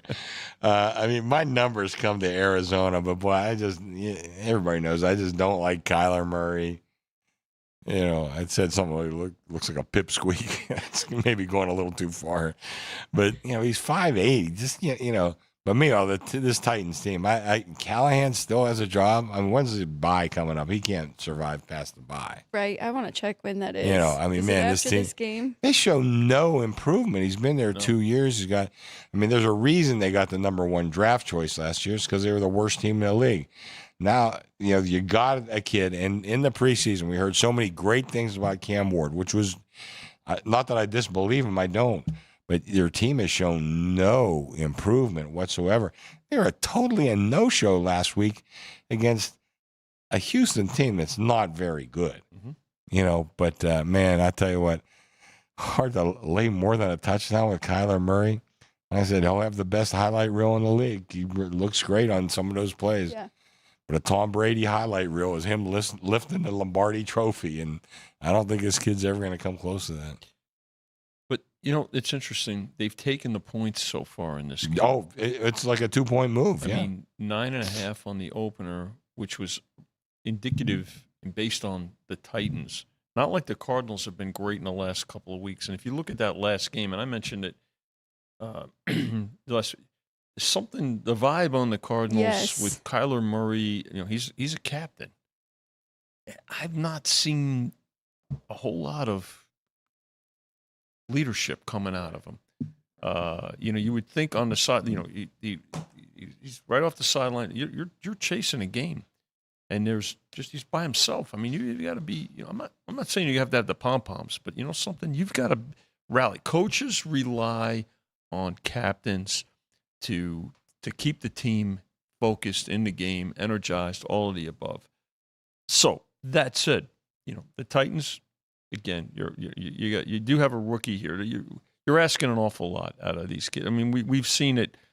Chris, we remember the days where you were drafted, you had the clipboard for a real long. Steve Young had the clipboard, under Montana for a long time. Before he, a lot of them. And I'm not. Look, I get Steve, it. Things have changed. Players are on a more accelerated course these days from the time they're youth players. I get that. But I think the expectations for some of these players, especially quarterbacks, because they're the focus. They've touched the ball every time on offense for the most part. Is enormous, and this is a different league. The speed and the power is vastly different than the college game. So I think at some point here, we're going to see the Cardinals in this game. And even though the Titans have drawn the early interest at the betting counter, I think there's going to be support for the Cardinals between now and kickoff. I'm very curious to see what Will Levis, or to know what Will Levis thinks about this. Is he kind of went through the exact same thing with Cam Ward, right? But it was just blame on Will Levis the entire year. Yeah. Maybe both of them will be kind of like Sam Darnold and Baker Mayfield and get another opportunity. I don't with think they're another ready to team. give up on Cam Ward yet. Definitely You know, not. but Willis, they might. Yeah. So maybe I'll get another opportunity somewhere. But I'm with you. Callahan he's made so many mistakes. When and is there really bye? Haven't. I gotta look that up right now. As I do that, let's talk about the Bucks and the Seahawks. Both of them 3-1. Coming into this one, a lot of injuries for the Bucks side as well. Seattle, very impressive. Talking about Sam Darnold, 3.5-point favorite. Chris at home, total 44.5. Well, there's a lot of fours now in the market, and again, I talked about my defensive stats that I gave. Seattle is number one. I believe. Yeah, they got a very good defense. They do. Now we're talking about leadership. You know, Baker Mayfield. I mean, that kid's a leader. You know, and Cleveland had him in the building and got rid of him. I mean, what the? Oh, Jesus. You know, but he is a leader, and this kid's a fighter. And, you know, at 3.5, to me, that was not a play. Now it's 4. I mean, not 4 at our place, but there's 4. There's 4 certainly in the market. 4 would definitely, be a very tempting play for me. I think that this team has a chance to, just Baker Mayfield keeps you in a lot of games. And he makes some mistakes. There's no question about it. He does make some mistakes, probably more than his share. But he also fires up that team, and I think they like playing for him. And, I think Seattle's a defensive-oriented team. Total, I'm not a totals person. You are much more than me. Total looks a little high to me. I think Baker keeps him in this game. 4 to me would be a take, but I'm only 3.5 at my store, so I'm going to pass on that one. Good game. 2 teams that they're feisty. They battle. I think Chris, you're right. You and I talk about Mayfield all the time, and he's found his home. Even when they get down, they're never out of games. We saw it last week, right? They battled right back at home against Philadelphia. 2 tough physical games, though, right back to back here. And you're traveling across the country here too. This is a big trip here. I'd like to think that we're going to see some Bucks money at some point. If it's 4, so be it, because I think we're going to need them in this game from our side of the counter. Yeah. I do have it a little higher, 46. But to your point, after diving in and looking at both of their defensive numbers, because while Tampa is 20th in scoring defense, they're 4th in opponent yards per game. So curious where they fall on yours from your metrics. Number 11. Okay. But Seattle's number 1. Yes. Tampa number 11. So this should be a good one here. Speaking of these two, remember both? Carolina had both of these two at one point. Did not work out, but they asked Baker Mayfield that. yes, they did. You remember the good old days? You and Sam Darnold. Sam Darnold are going to reflect on the good old days in Carolina. You looked at them. The what? The what? Painful days. Yeah. Oh, my God. So very good for both of these two. Always love to see it, but we'll see what happens. I'm with you. 4 would be a take. I mean, Emeka Egbuka has just stepped right in there for whatever injuries they've had at wide receiver. Let's see if we can keep it going here. How about this favorite? Detroit Lions, 10-point favorite against the Bengals. No Joe Burrow. Of course, this would be a pretty interesting game if we did have him in it. Total is 49. No surprise there. The Lions have really switched gears since their 27-13 loss to Green Bay. 3 in a row, scoring 52, 38, and 34, Chris. I always liked Browning. I thought the kid didn't have the right opportunities in the NFL. Man, he's been awful. And I don't know how much you put on him, how much you put on coaching, how much you put on the industries. But right now I got Cincinnati's offensive numbers number 31 in the league. And they're just, they're just abysmal. I'm sorry. They're number 32. They're 32. They're 32. And their defense, the defense, which we thought was going to be horrible, still pretty bad. Number 19 on my defensive ratings. But, man, can you lay 10 points on the road? I think right now Detroit, I think I have Detroit a half a point worse than Buffalo as my two top teams in the NFL. But you just can't lay 10 points on the road. I mean, I think they would take away our wise guy cards. Not that I have a wise guy card, but if I had one, they'd take it away for laying 10 on the road. But I still have a feeling that might be the right side. They laid everything from 8.5, all the way up. And again, I think it's just a play against the Bengals. We know that the Lions can score, but when Hutchinson's healthy, their defense is outstanding. The pressure that they put on the offensive line of the opponents and a quarterback has been enormous. That first game, again, we talked about it. It was almost like they were disinterested. They just were off. It was almost, I hate to say it, a preseason. The way that their whole vibe was, but credit them for the way they've responded in the last 3 weeks. Again, this is a play against the Bengals, and the public will tease the Lions down too. So that's going to play into exposure here and carryover. Looks like it's 10s mostly across the board, a couple 9.5s out there, but yeah, it's been all Lions so far in this one. Another interesting one here, and I believe that Joe D has a play in this game. We will get to that at the end of the show, but Chargers 3-point favorite at home, coming off of the loss to the Giants. Of course, they did lose left tackle Joe Alt in that one. 3-point favorites at home to Washington. They get Jaden Daniels back, but they still have some other injuries that they're dealing with his weapons. Total 47 in this one. Always been a big offensive line guy, and that's two. The left tackle was terrific, one of the best in the league. Yeah. So they lost him really before the season ever started, but now they lose another one. Now I know the way Harbaugh and Roman, the offensive coordinator, I know how they want to play. Those two offensive linemen losing, just really, they're going to have to make their adjustments. We'll see if they can or can't. I'm not sure. That being said, I really don't have anybody in this game. I think the number's about right. Maybe a shade high. Just worried about that offensive line. But if they straighten that offensive line out, I think the Chargers are a legitimate Super Bowl contender. But once again, that's a big if. You're losing two guys. And saw an interesting analysis. I'm not sure where I read this. But, the reason we're seeing so many offensive line problems is when these kids come into college and they show some real potential, they want to put those guys on the defensive line. So a lot of the offensive line is not having the athletes. I'll go back again, Vinny. Well, I keep saying how old we are, but unfortunately it happens to be the Experience. truth. It is.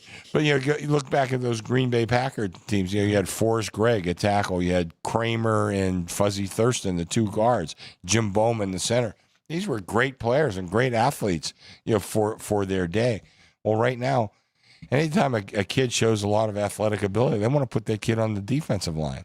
So we're getting to the NFL. You still got to have 5 linemen. There's not 5 quality linemen to go around to 32 teams, especially when you talk about injuries occurring. And, of course, they're right in the middle of everything. Those guys get banged up pretty good. So it's something to watch, something to be aware of, certainly. And there's no team I could think of that's been more affected by it than the Chargers. We've had to pay much closer attention to offensive lines and the health of offensive lines in recent years. We learned some expensive lessons about it, and again, credit the players for that. We have to go to school at times as well. So, I think McLaurin is still out though for the Commanders. Look, I don't think he made the trip, if I read that correctly. The Chargers continue to crisscross the country, right? We know the Chargers, and as the season goes on, the injuries play into it. But remember, they're going to be the most traveled team in the NFL. So we've seen it already. Right now, number holding steady at 3, total holding steady at 47, although they did initially bet it under from 48 and a half. So yeah, kind of maybe a wait and see, maybe an in game, but it's going to draw attention. It's going to draw betting interest because these are two pretty popular teams with the public.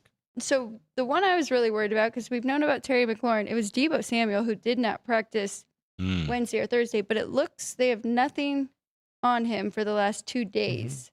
So must have traveled. So McLaurin's out, Hopefully. though, right? McLaurin is is out. out. Yes.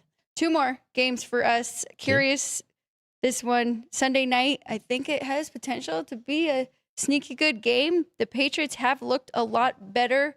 They're on the road, though. Tough spot to play against the Bills. Now, the Saints did look competitive against them. Can New England keep this close? 7.5 is the spread. 49 is the total. I think the number's a shade cheap, but I still don't think I would play the favorite here. Yeah, I love Mike Vrabel. This guy's just been a terrific coach. And Tennessee got rid of Mike Vrabel for this guy? For Callahan? Are you kidding me? Well, you just wonder why some teams just continue to blow it. Boy, that's circle that one. Vrabel's a hell of a coach. It's going to take a while for him to get this team exactly the way he wants. But he's got his quarterback May playing very well, doing what he wants to do, and that's an important thing. So I think the number's a little bit cheap, but I still would not play the favorite here. This is one of those games. I'm probably going to need the dog, and you know what? I'm okay with that. Where did Vrabel play as a pro?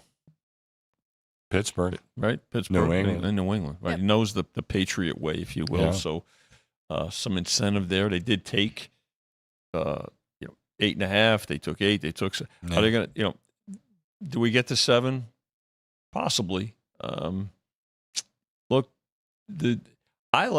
he's old school. I mean, he called out his team a couple of weeks ago, and credit them, they responded. And so, from a coaching standpoint, he's got their attention. They're battling. I could see why the points were taken in this game, and the total on the game at 49, it really hasn't moved that much, but not a shock. Bills just keep finding ways, though. They've made a few games interesting. Yes. So far. I was impressed. I liked the Patriots last week, 5.5-point favorite over the Panthers. 42-13. I was not expecting that outcome, though. It really, it was a dominant, impressive performance by them. We'll see if they can do it against this very good Bills team and keep it close. Let's go to Monday night. Very interesting one here. Chris, I'll start with you. Chiefs, of course, they did get the Ravens at the right time. Looked very good in that one. 3.5 on the road against Jacksonville, who's also 3-1. Total 45.5. No, they are 3-1. Chiefs are 2-2. Coming in this. Anything you like? Yeah.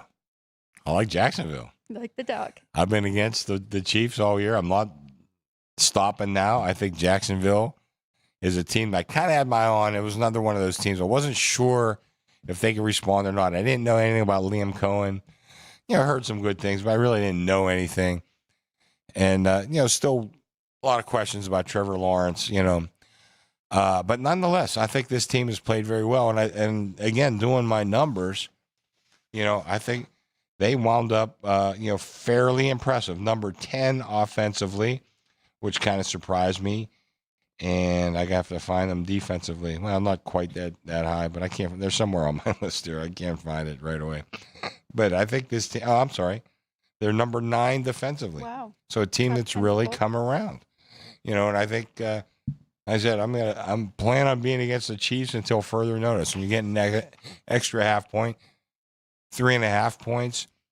This is a game that can mean a lot to an up and coming team like Jacksonville.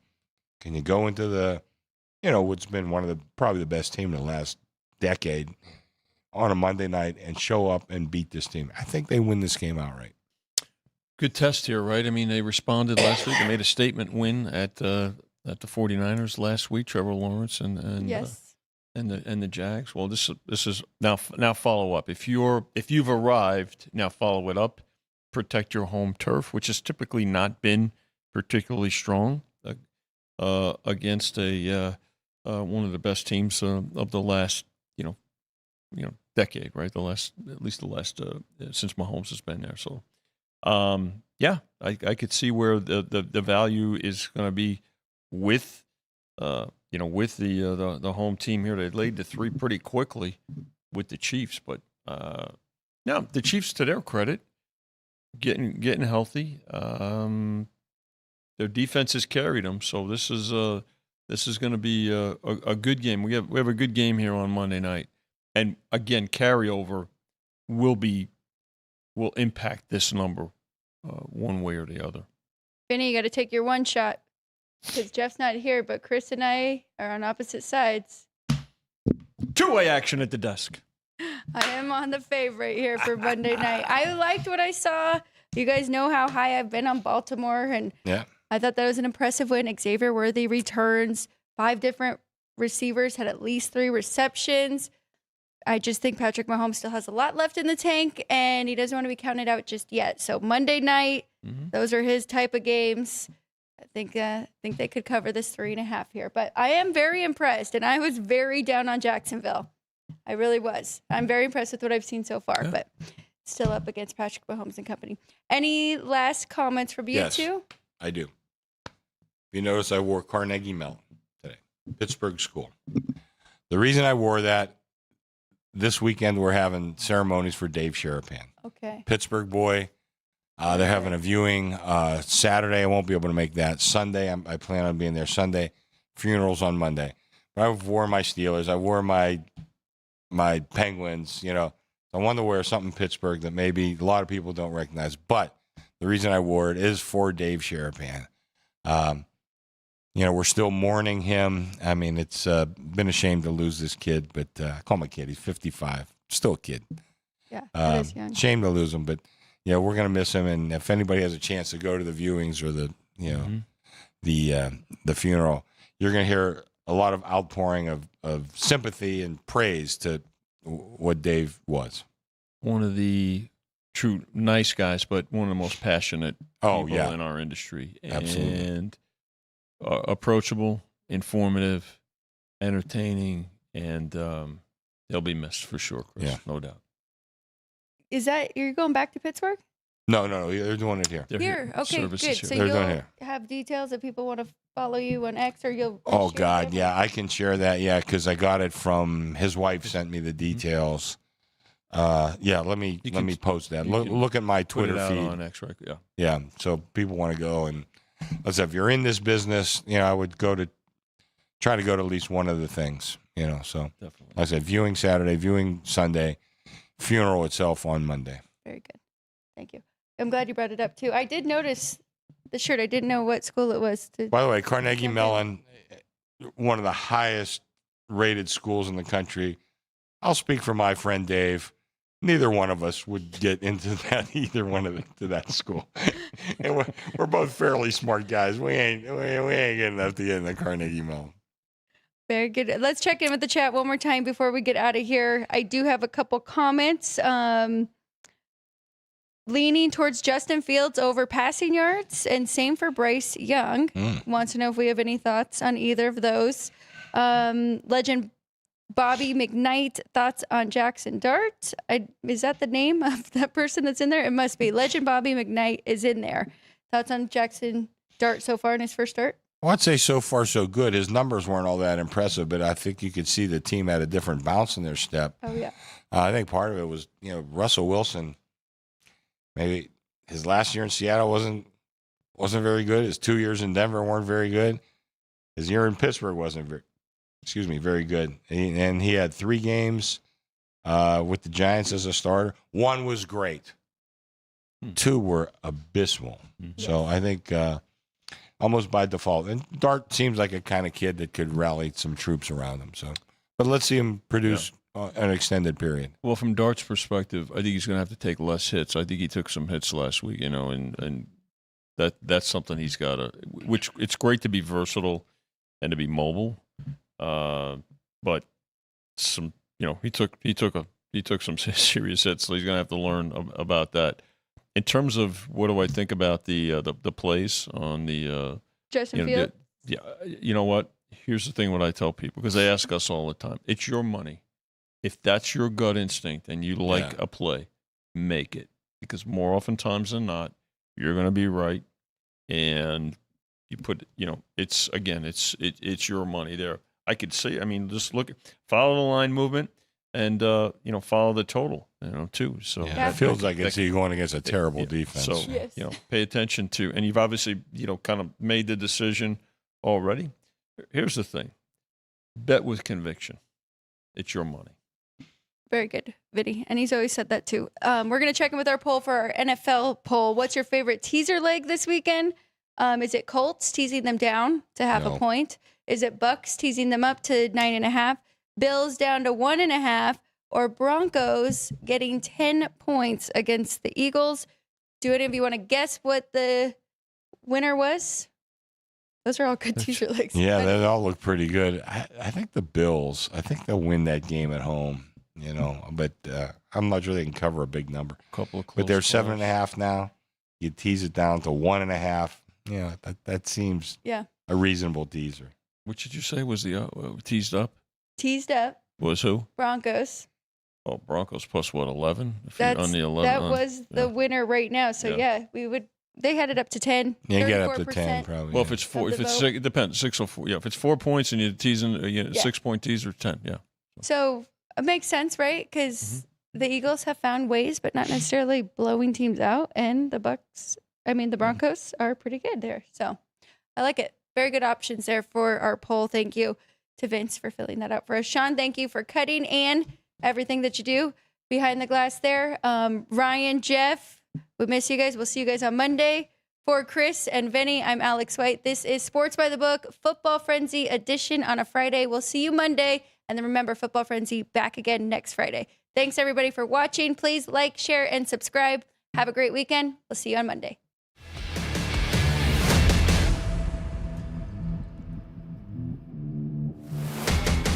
Hello, sports fans, world champion handicapper, Las Vegas' biggest daily sports bettor, Joe D'Amico, coming to you from where? My favorite place in the world, the South Point Hotel and Casino.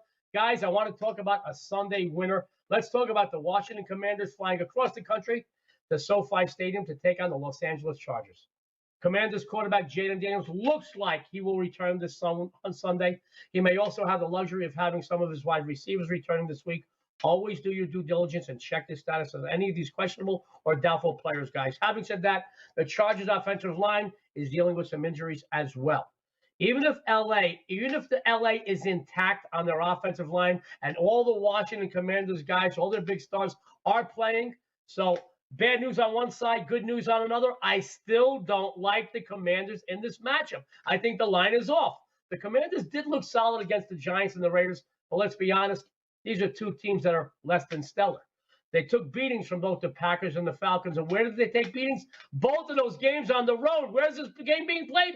On the road. Keep note, guys. Yes, they have lost and failed to cover both away games so far this season. The Chargers, meanwhile, come off their first loss after 3 decisive victories against the Chiefs, the Raiders, and the Broncos. They did lose last week on the road at the Giants. But watching that game, guys, I want you to know, I think we can all agree the Giants with Dart at the helm and the way their defense stepped up, they were a different team than we've seen them in previous weeks. Having said that, guys, oh my goodness, Washington's having problems passing the ball while possessing one of the best rushing attacks in the league. Los Angeles is pretty solid and very well balanced defensively. They're ranked 4th in the NFL. They only allow 17.8 a game. Meanwhile, the Commanders' defense has been absolutely ugly. They snagged just one takeaway, and they're allowing over 22.8 a game. They own a very porous 27th ranked pass defense. And who they're going to line up against this week? One of the best passers in the NFL, Justin Herbert. I mean, the guy's got a 63.8% completion rate, 7 TDs, only 3 INTs. Granted, the team's running game leaves a lot to be desired, but their defense has played so well. They're getting opponents' offenses off the field quickly, allowing their own offense to tire out opposing defenses. I just see the Chargers bouncing back here, especially at home, where we all know they play very, very tough. Under a field goal is a gift. Land a short price with LA and take your bookmakers' money. This is Joe D'Amico on behalf of the South Point. Good luck and have a winning day.